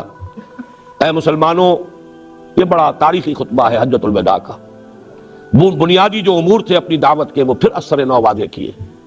آخر میں ایک سوال کیا، الا هل بلغت، لوگوں میں نے پہنچا دیا یا نہیں؟ اور یہ حیرت انگیز واقعہ ہے کہ حضور کے ایک سوال کے جواب میں صحابہ نے 3 باتیں کہی۔ انا نشهد انک قد بلغت وادیت ونصحت، بلکہ ایک روایت میں 4 ہے، انک ادیت الامانۃ وبلغت الرسالۃ ونصحت الامۃ وکشفت الغمۃ۔ ہم گواہ ہیں نبی، آپ نے رسالت کا حق ادا کر دیا، پیغام کا حق ادا کر دیا، ہماری خیر خواہی کا حق ادا کر دیا، آپ نے گمراہی کے جو پردے ہیں اندھیارے انہیں چاک کر دیا۔ 3 مرتبہ حضور نے سوال کیا، 3 مرتبہ جواب لیا۔ پھر آپ نے نگاہ اٹھائی آسمان کی طرف، انگشت شہادت سے اشارہ کیا 3 مرتبہ، پہلے آسمان کی طرف اشارہ، پھر لوگوں کی طرف۔ 1.25 لاکھ کا مجمع تھا، تصور کیجئے 22 برس پہلے ایک تنہا آدمی کھڑا ہوا تھا دعوت لے کر۔ اسے مجنوں کہا گیا، شاعر کہا گیا، شاعر کہا گیا، پاگل کہا گیا، مسحور کہا گیا۔ ان تتبعون الا رجلا مسحورا، ساحر، مسحور، شاعر، کذاب، نہ معلوم کیا کیا کچھ کہا، اکیلا آدمی۔ اور کل 22 برس۔ 22 برس بھی کون سے؟ قمری، جو ہمارے 21 بنے۔ اور انقلاب عظیم، 1.25 لاکھ کا مجمع سامنے اور خطبہ دے رہے ہیں، الا هل بلغت انا نشهد انک قد بلغت الرسالۃ وادیت الامانۃ ونصحت الامۃ وکشفت الغمۃ۔ اب آپ فرماتے ہیں اللہم اشہد اللہم اشہد اللہم اشہد، اے اللہ تو بھی گواہ رہے۔ اس کو میں کہا کرتا ہوں سائی آف ریلیف، وہ بارے گراں جو میرے کندھے پر آیا تھا، اے اللہ گواہ رہے، یہ مان رہے ہیں میں نے پہنچا دیا، میرا فرض منصبی ادا ہو گیا۔ یہی گواہی اللہ تعالیٰ کے رسول قیامت کے دن دیں گے۔ فَكَيْفَ إِذَا جِئْنَا مِن كُلِّ أُمَّةٍ بِشَهِيدٍ وَجِئْنَا بِكَ عَلَىٰ هَٰؤُلَاءِ شَهِيدًا۔ ہر امت کا رسول کھڑا ہوگا، پہلے ٹیسٹیفائی کرے گا پروزیکیوشن وٹنس کی حیثیت سے، اے اللہ تیرا دین جو مجھ تک آیا تھا میں نے پہنچا دیا تھا۔ Now they are responsible, they are accountable۔ وہ جواب دے، یہ نہیں کہہ سکتے کہ میں نے تیرا پیغام پہنچایا نہیں۔ وہ گواہی آپ لے کر گئے اس دنیا میں، الا هل بلغت انا نشهد انك قد بلغت الرسالة واديت الامانة ونصحت الامة وكشفت الغمة۔ اللہم اشہد اللہم اشہد اللہم اشہد، اے اللہ تو بھی گواہ رہے۔ اور پھر فرمایا فَلْيُبَلِّغِ الشَّاهِدُ الْغَائِبَ، اب یہ بوجھ میرے کندھے سے اتر کر تمہارے کندھوں پر آ گیا ہے، اب تمہیں پہنچانا ہے۔ جو یہاں ہے ان کے ذمہ ہے پہنچانا ان کو جو یہاں نہیں، جو یہاں نہیں ہے میں وہ پوری نوع انسانی بھی شامل تھی جو اس وقت دنیا میں موجود تھی، اور وہ پوری نسل انسانی بھی ہے جو قیامت تک دنیا میں آئے گی۔ اس لیے کہ وہ آیت میں آج بھی آپ کو سنا چکا، مَا أَرْسَلْنَاكَ إِلَّا كَافَّةً لِلنَّاسِ بَشِيرًا وَنَذِيرًا، ہم نے تو آپ کو بھیجا ہے پوری نوع انسانی کے لیے۔ تو ابھی وقت فرصت ہے کہاں، کام ابھی باقی ہے۔ ابھی تو ایک ملک ہے جس پر اللہ کے دین کا جھنڈا لہرا رہا ہے، دین کا غلبہ ہوا صرف جزیرہ نما عرب پر۔ ابھی تو تمہارے لیے بہت محنت اور مشقت کا میدان ہے۔ اب یہ بوجھ میرے کندھے سے اتر کر تمہارے کندھے پر آ گیا ہے، اور یہی نکتہ ہے اس میں۔ قدم قدم پر معجزہ ہو سکتا تھا حضور کے لیے، لیکن آئندہ امت کے لیے معجزے کیسے ہوتے؟ معجزے تو نبی کے لیے ہے، رسول کے لیے ہیں، جبکہ امت کے ذمہ یہ آنا تھا کام کہ بقیہ پوری نوع انسانی تک، پورے عالم انسانی تک دین کی تبلیغ اور دین کو قائم کرنا تمہاری ذمہ داری ہے۔ یہ مشن امت کے حوالے کر کے غزوہ یہ حجۃ الوداع کے شاید 3 مہینے بلکہ 3 مہینے سے کم ہے عرصہ جو حضور اس دنیا میں رہے ہیں، پھر آپ کا وہ مرض وفات ہوا ہے، اور اسی میں پھر وہ کیفیت کہ آپ کے الفاظ آخری جو زبان مبارک پر تھے اللہم فی الرفیق الاعلی۔ اس کا پس منظر یہ ہے کہ بعض احادیث سے معلوم ہوتا ہے کہ انبیاء اور رسول کو اللہ تعالیٰ کی طرف سے آپشن ہوتا ہے، آپ کا کام پورا ہو گیا، آپ واپس آنا چاہیں تو ابھی آ جائیں، ابھی اور دنیا میں ٹھہرنا چاہیں تو اور ٹھہر لیں۔ یہ آپشن حضور کے سامنے بھی آیا۔ حضور نے پھر خطبہ بھی دیا تھا ایک روز مرض وفات میں، ذرا سی جب آپ کو تھوڑا سا ریلیف ہوا تھا، باہر آپ آئے، حضرت ابوبکر نماز پڑھا رہے تھے، انہوں نے پیچھے ہٹنا چاہا، حضور نے فرمایا نہیں تم ہی نماز پڑھاؤ، حضور ان کے برابر بیٹھ گئے۔ تو گویا کہ حضرت ابوبکر حضرت حضور کی اقتداء میں نماز پڑھ رہے تھے، اور بقیہ مسلمانوں کے لیے امام حضرت ابوبکر تھے۔